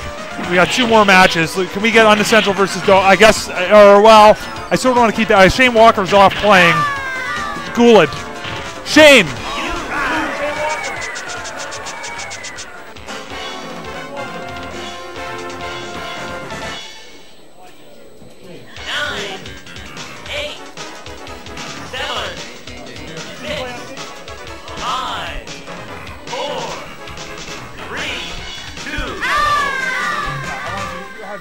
Because it's sort of a fun. This is the only problem with this twist. It's like you don't get like the dramatic final. Although I just screwed myself with that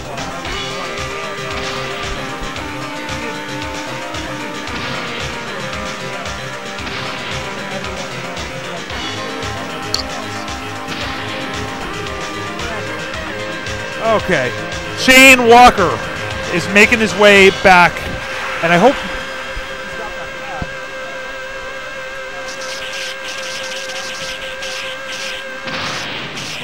You're playing Shane Walker on stream. Do you have that pad still? Oh, there it is. Cool. Perfect. All right.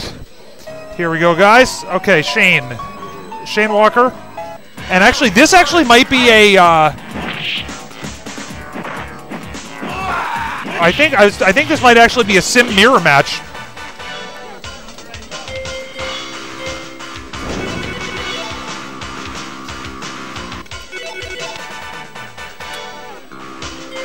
Alrighty. Yeah, Binary, I see that. Yeah, those counter pick regrets, man. I'll tell you what. I should have just stuck with my main in that one. I don't know why. I don't know what possessed me to switch to Claw, to be honest. And yeah, okay, so here we go. So we do have a sim matchup. So, and they're both playing a gray sim. So we're gonna go by the color of the trunks. So Shane Walker, green sim, and Thwack with the orange sim. Gets him with the Yoga Fire for the first round. And on to the next match. On to the next round, rather. Okay, Shane Walker successfully uses one of the spears. Thwack applying some pressure with the spears. Backs off a little bit. Shane Walker coming in with the jump kick. Yup. Moves in with the spear. Hits him a little bit high. Able to clip him. Shane, good reaction there to that Yoga Fire. Jumps up. Gets him with the spear. Ties it up. Final round here, presumably. Oh, Shane, let's see if he gets him in the Yoga Loop. And actually, so okay, he slides, so he gets him. He gets a knockdown. And Shane just got him in the corner now, using those normals so effectively. Ooh, gets dizzied. Thwack moves in with the he gets him with the noogie. Okay, so he gets the first match. And let's see. So he is switched to Guile sometimes, but Guile Sim is a 2-8 matchup in Sim's favor. Goes with the Shoto. He also plays the Shotos to great success in Street Fighter 4 and 5 as sort of backups to his powerful Sim. So going with Ryu here. Starts off with the jump kick, backs off a little bit, throws some Hadoukens now. They're trading fireballs. Thwack with the Yoga Flame fends off the Hurricane kick. Good normal there as an anti-air. Shane Walker gets the knockdown with that Tatsu. Thwack puts him into the noogie. Thwack with some pressure here, close range, can be tough sometimes. Ooh, gets him again with the noogie. Doesn't quite knock him out though. Shane Walker hanging in there, got a bit left. Gets a Tatsu. Okay, trading fireballs now full distance. Shane Walker backing off a little bit. He's in the corner. Thwack moving in. Nice light normals there, defending against Sim, and looks maybe might have gone for the super there. Got a magic pixel, jump in. Thwack gets him with a ducking. I think maybe medium kick.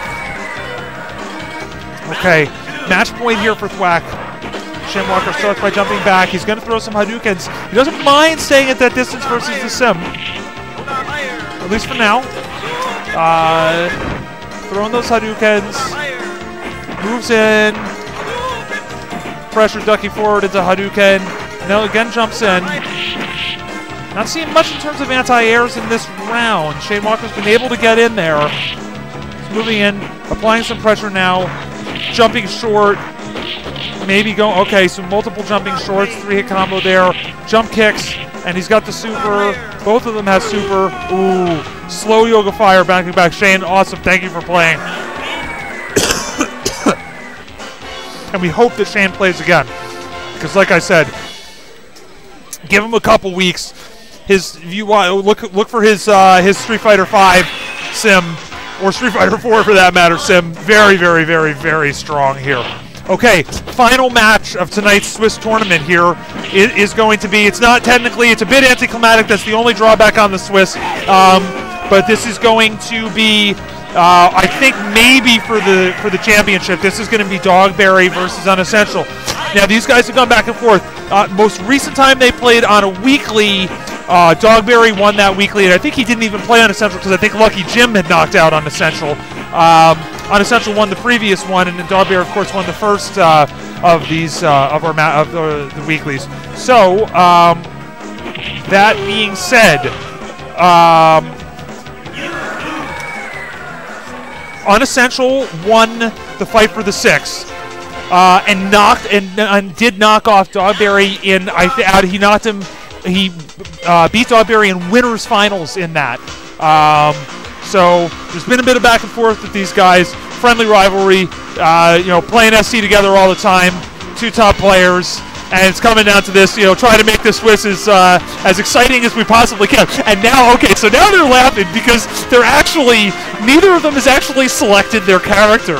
They're sitting here, we've talked about the counter picks a little bit, and I know we, and some of our friends on stream noticing about the counter pick as well. Timer runs out. We got Nougat versus Chun-Li. Dogberry absolutely has told me he does prefer Nougat versus Chun-Li in this particular matchup.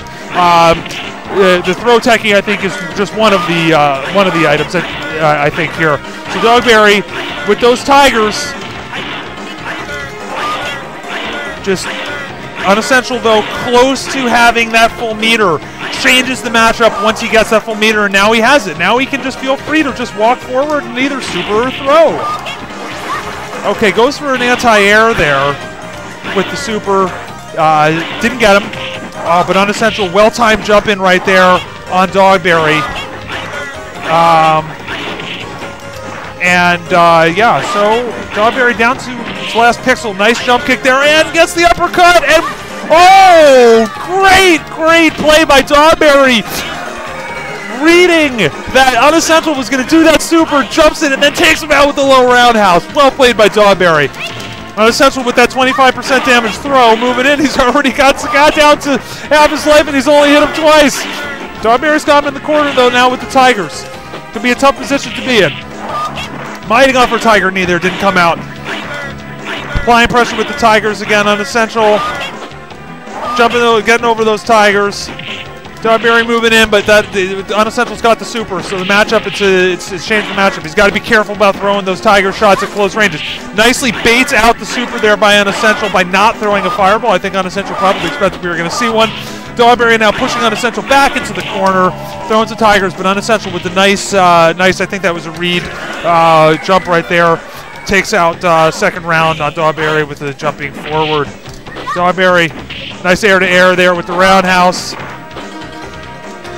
And Dogberry applying some Tigers now. It's got Unessential in the corner. Got some out of the air right there with the Tiger. And, okay, traded hits there.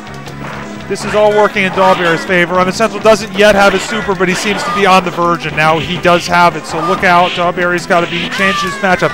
Dogberry, nice jump in. Into ducking roundhouse for the win of the first match. Now, guys, just a reminder, this is only 2 out of 2 because of the Swiss format. Or first to two. Yeah, just a reminder.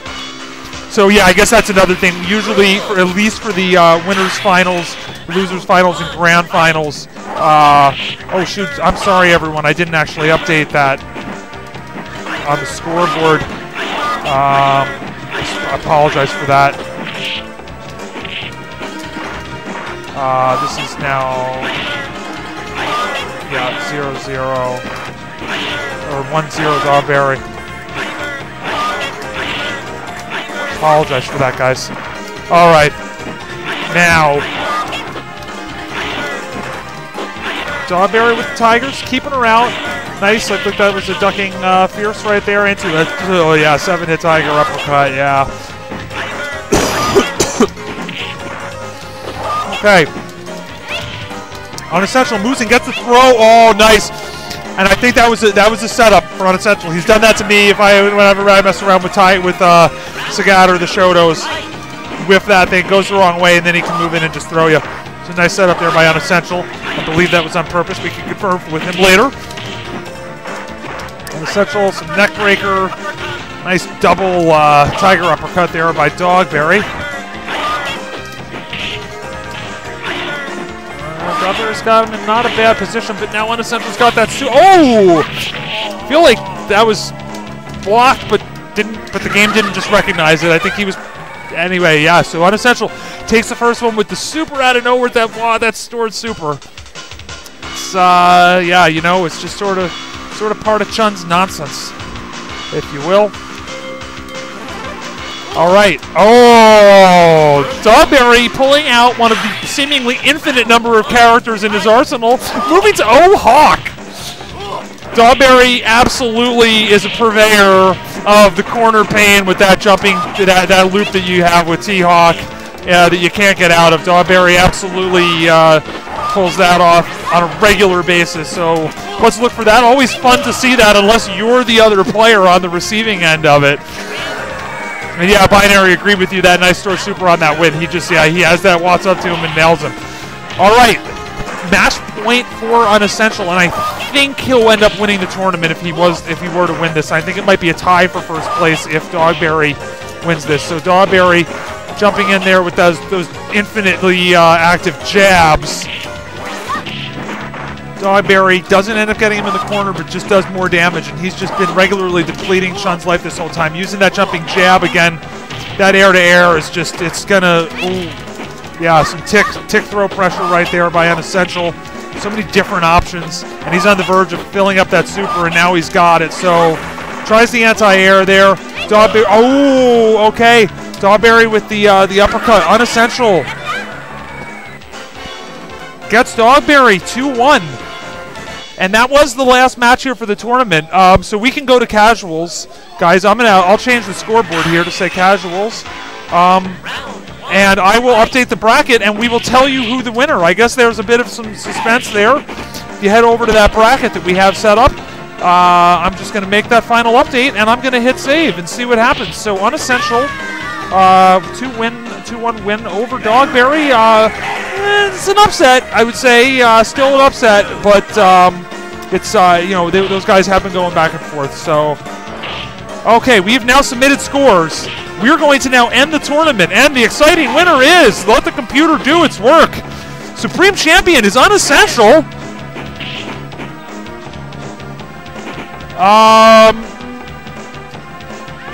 Someone is, I don't know what's going. What the hell is this? Who's this? Someone hacked it. Oh, that's disappointing. Oh, it's Drew. Oh, it's Drewbase. Drewbase changed his name on here. All right, Drewbase is third. Oh, gee, man, wow. Got whacked, man. Look at this. Okay, so results for everyone on the stream. Unessential went 4-0, wins the tournament. WB goes 3-1, only losing to Unessential, comes in second. Drewface, he's now changed his name to apparently Zeus Thundercock on the scoreboards here. Drewface went 3-1, comes in third. Bus goes 3-1 in this tournament and comes in fourth. I didn't realize that. Bus went 3-1, huh? He lost to Lucky Jim, but defeated Shane Walker, defeated Missing Person, and defeated Callie. So yeah, Bus went 3-1. Dogberry went 2-2. Ayatari went 2-2 as well. So we're 5th and 6th. I don't know how it. I guess there is this. These aren't ties. This is an actual ranking. There's a points differential sort of thing here. It's something called a Buchholz. I'm assuming that doesn't mean Franz Buchholz, the former bass player from the Scorpions. But yeah, okay. Bork strong showing 2-2. Lucky Jim 2-2. So a bunch of us tie sort of in those 5, 6, 7, and 8. They're in the rankings. So anyway, check out the bracket. I'll make another note in the bracket in the stream for anyone looking here, just so it's there sort of more recently in the stream. And there's the bracket for everyone just one more time, so you see it if you want. And let me just change the label here. This is casuals. And for those watching, I am sitting here, so this is Bort on the left side. He's playing Claw. Dogberry playing Dictator, one of his mains, I would say. But again, Dogberry just has so many characters in his arsenal, so it's just hard to say who his main is. So, yeah, okay. So, congratulations to Unessential. And this is, I don't know, I find these results, I feel like maybe we could have gone with one more round in this Swiss tournament. We did end with plenty of time, and I have to say, I think these are, to some extent, materially different results than we would have seen if this was a standard double elimination tournament.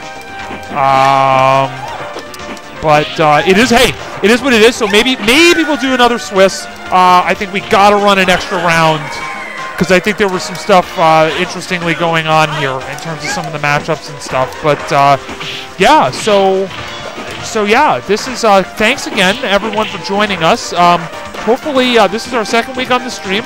Hopefully we are a fun lead-in for what I would say, of course, the originator of Wednesday Night Fights. Our friends, our good friends out in Southern California, El Trouble, Miller Time, Silent Scope, and the rest of the crew out there. Shout out to those guys, as always, for really just playing the heck out of this game and keeping it alive. So great they're seeing. I think they'll get 25 or even 30 players on one of their weeklies, which is fat. We would be absolutely thrilled, though. In fairness, that's about what our Street Fighter V weeklies are doing here now, and that's the game with current developer support.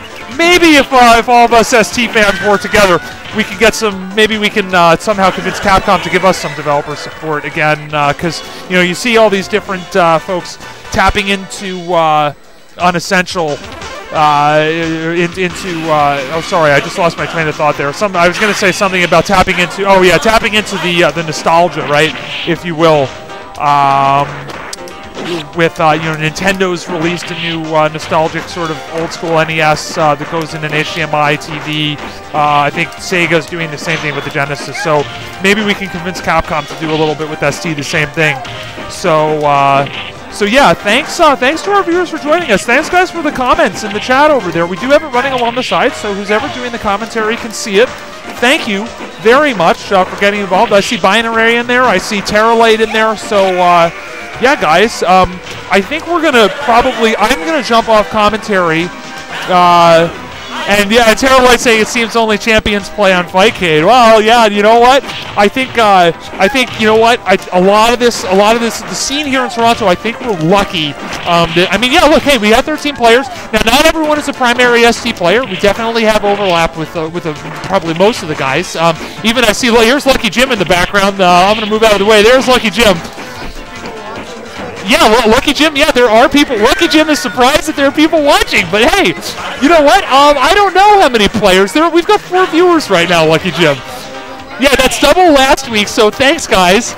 We're really happy about this. So, you know what? We're going to have some talks within the community right now as to whether or not we're going to run another Swiss or whether or not we're going to run a Swiss, maybe at least with one more round. I think, again, congrats to everyone that with their placements here, guys. And Binary, thank you for watching and putting some comments. Please join us again. I think what we're going to do now is I'm going to jump off commentary, But I'm going to keep the stream going because what the heck, it's casuals. I think we probably have roughly another 20 minutes. And so Dogberry just jumped off right there. Dogberry's jumping off. We got Bort. I actually, maybe we'll have Lucky Jim versus Bort or something right now. I'm going to just, yeah. Oh, actually, Unessential is asking me if we can stream the last match of Windbreakers. Or Windjammers, sorry. Oh, well. What did I misspeak about that? So I just called it Windbreakers. It's Windjammers.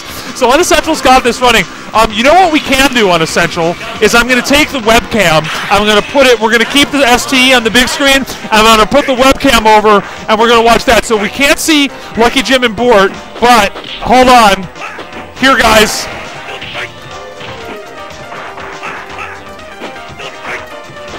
I can't believe I just called this game Windbreakers. That's actually really embarrassing. Unessential dictating right now, so they're both playing Japan. So I'll do a little call on this one, I guess, just for the fun of it. So we have Dogberry on the left, Unessential on the right. The same guys that we saw in the finals here, or what I was sort of trying to call the climax of the Swiss tournament. And certainly a fight for at least a share of first place in that one.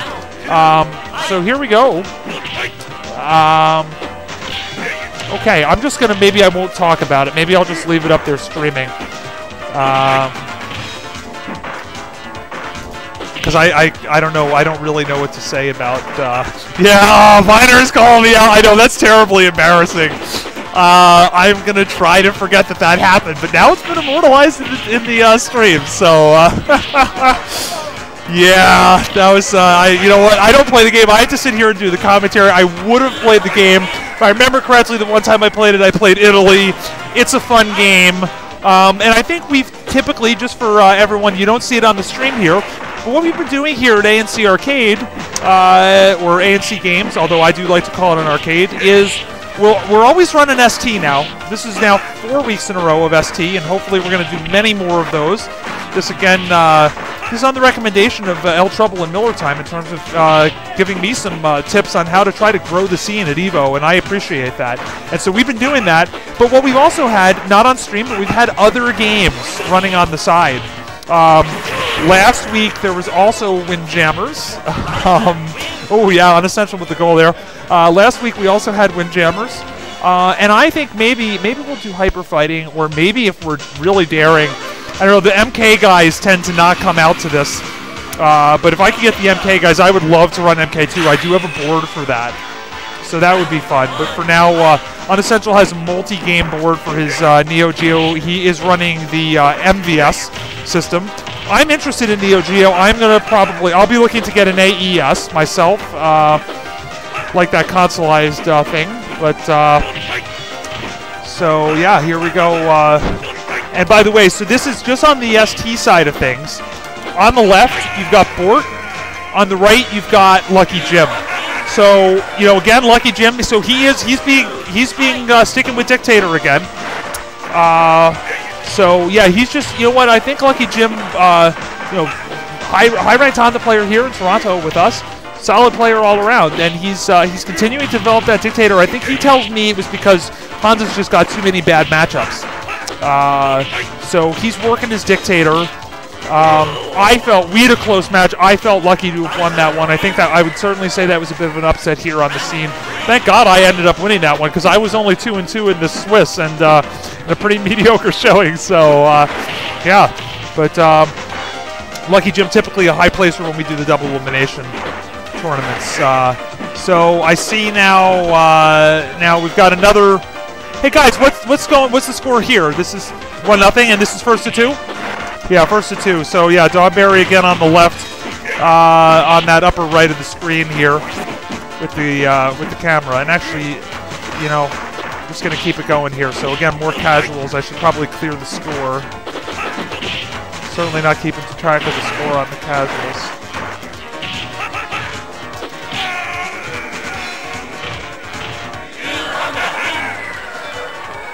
So Bort takes that one.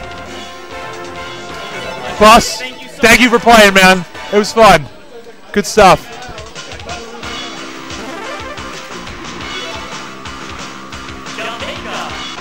And looks like, yeah, there's missing person.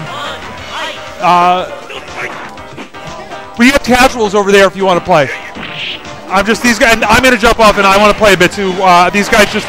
I'm sort of holding the webcam here to stream out in the upper right corner of the Super Turbo stream, the Windjammers Grand Finals. So guys on the stream, not only are Dogberry and Unessential strong players in Super Turbo, of course, apparently they're also top tier in Windjammers.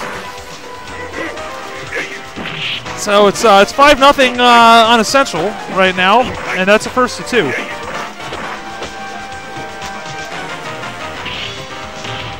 All right, and by the way, I'm going to see if I can get a reflective umbrella. I know that Sharon on the team out on the West Coast, Sharon, or Sharanosaurus, for her stream to watch the Wednesday night fights now out of SoCal with our friends out there. Please give them a watch after this. You know, that they've got such a great scene out there. You know, for everyone who loves ST, like those guys are really keeping it alive and growing it from what I can see, which is just fabulous.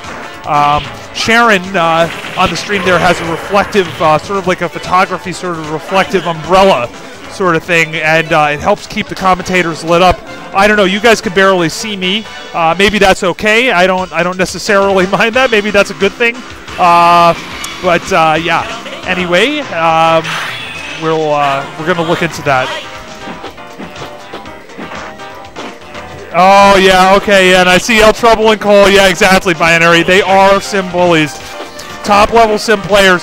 I am hoping, so Shane Walker, if you do watch any 5, and if you watch the TTT weeklies here on Wednesday nights in Street Fighter 5 at all, Shane Walker is one of the top ranked players on the scene here in Street Fighter 5, and also was in Street Fighter 4. So I'm hoping very much that I can pull him in to Super Turbo, because I really think after not very long, Shane Walker will be a force to contend with if his results in 4 and 5 are any indication.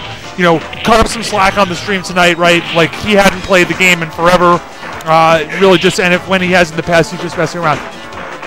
And Unessential is asking to update the bracket, so I think, yeah, let me update the stream. Who won? You won? 2-0? Okay, so congratulations to Unessential for winning Windjammers. And he's asking if he can just come over and update the bracket for Windjammers on the computer. So I'm going to do that. I'm going to leave the casuals rolling. Yeah, and exactly, Binary, exactly. Other new fighting games are a great way to pull people in for ST. And that's exactly right.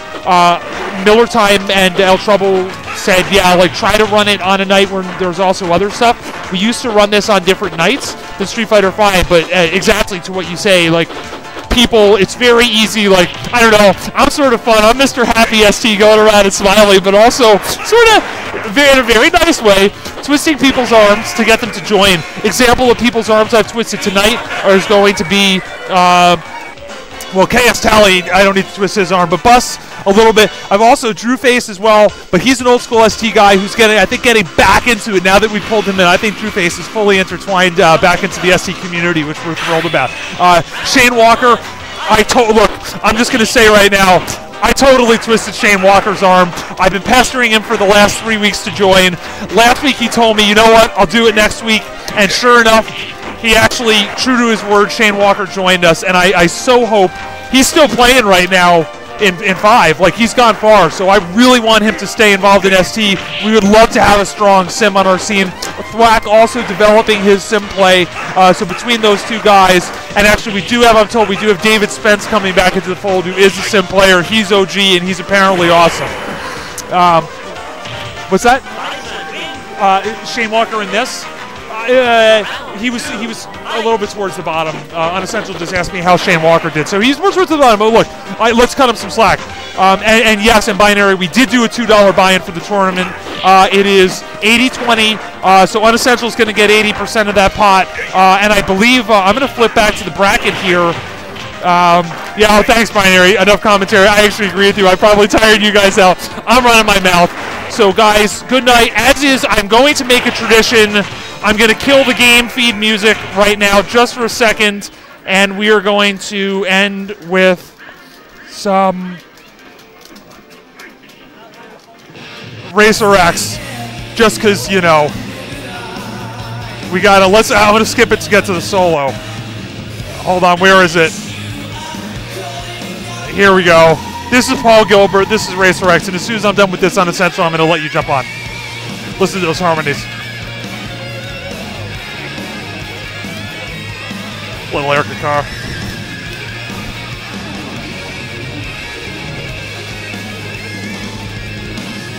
Good night, guys. And as soon as we're done here, we're going to, Unessential's going to come over. Thanks for watching again.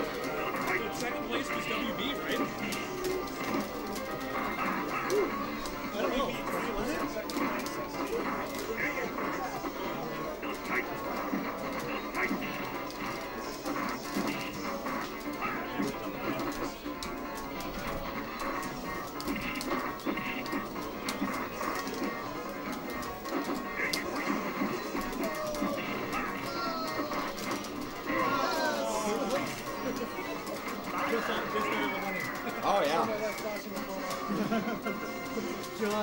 Just barely. Oh my god.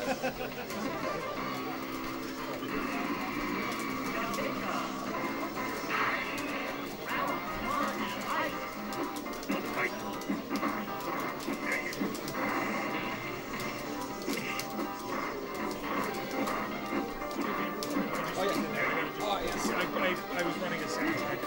Oh, okay.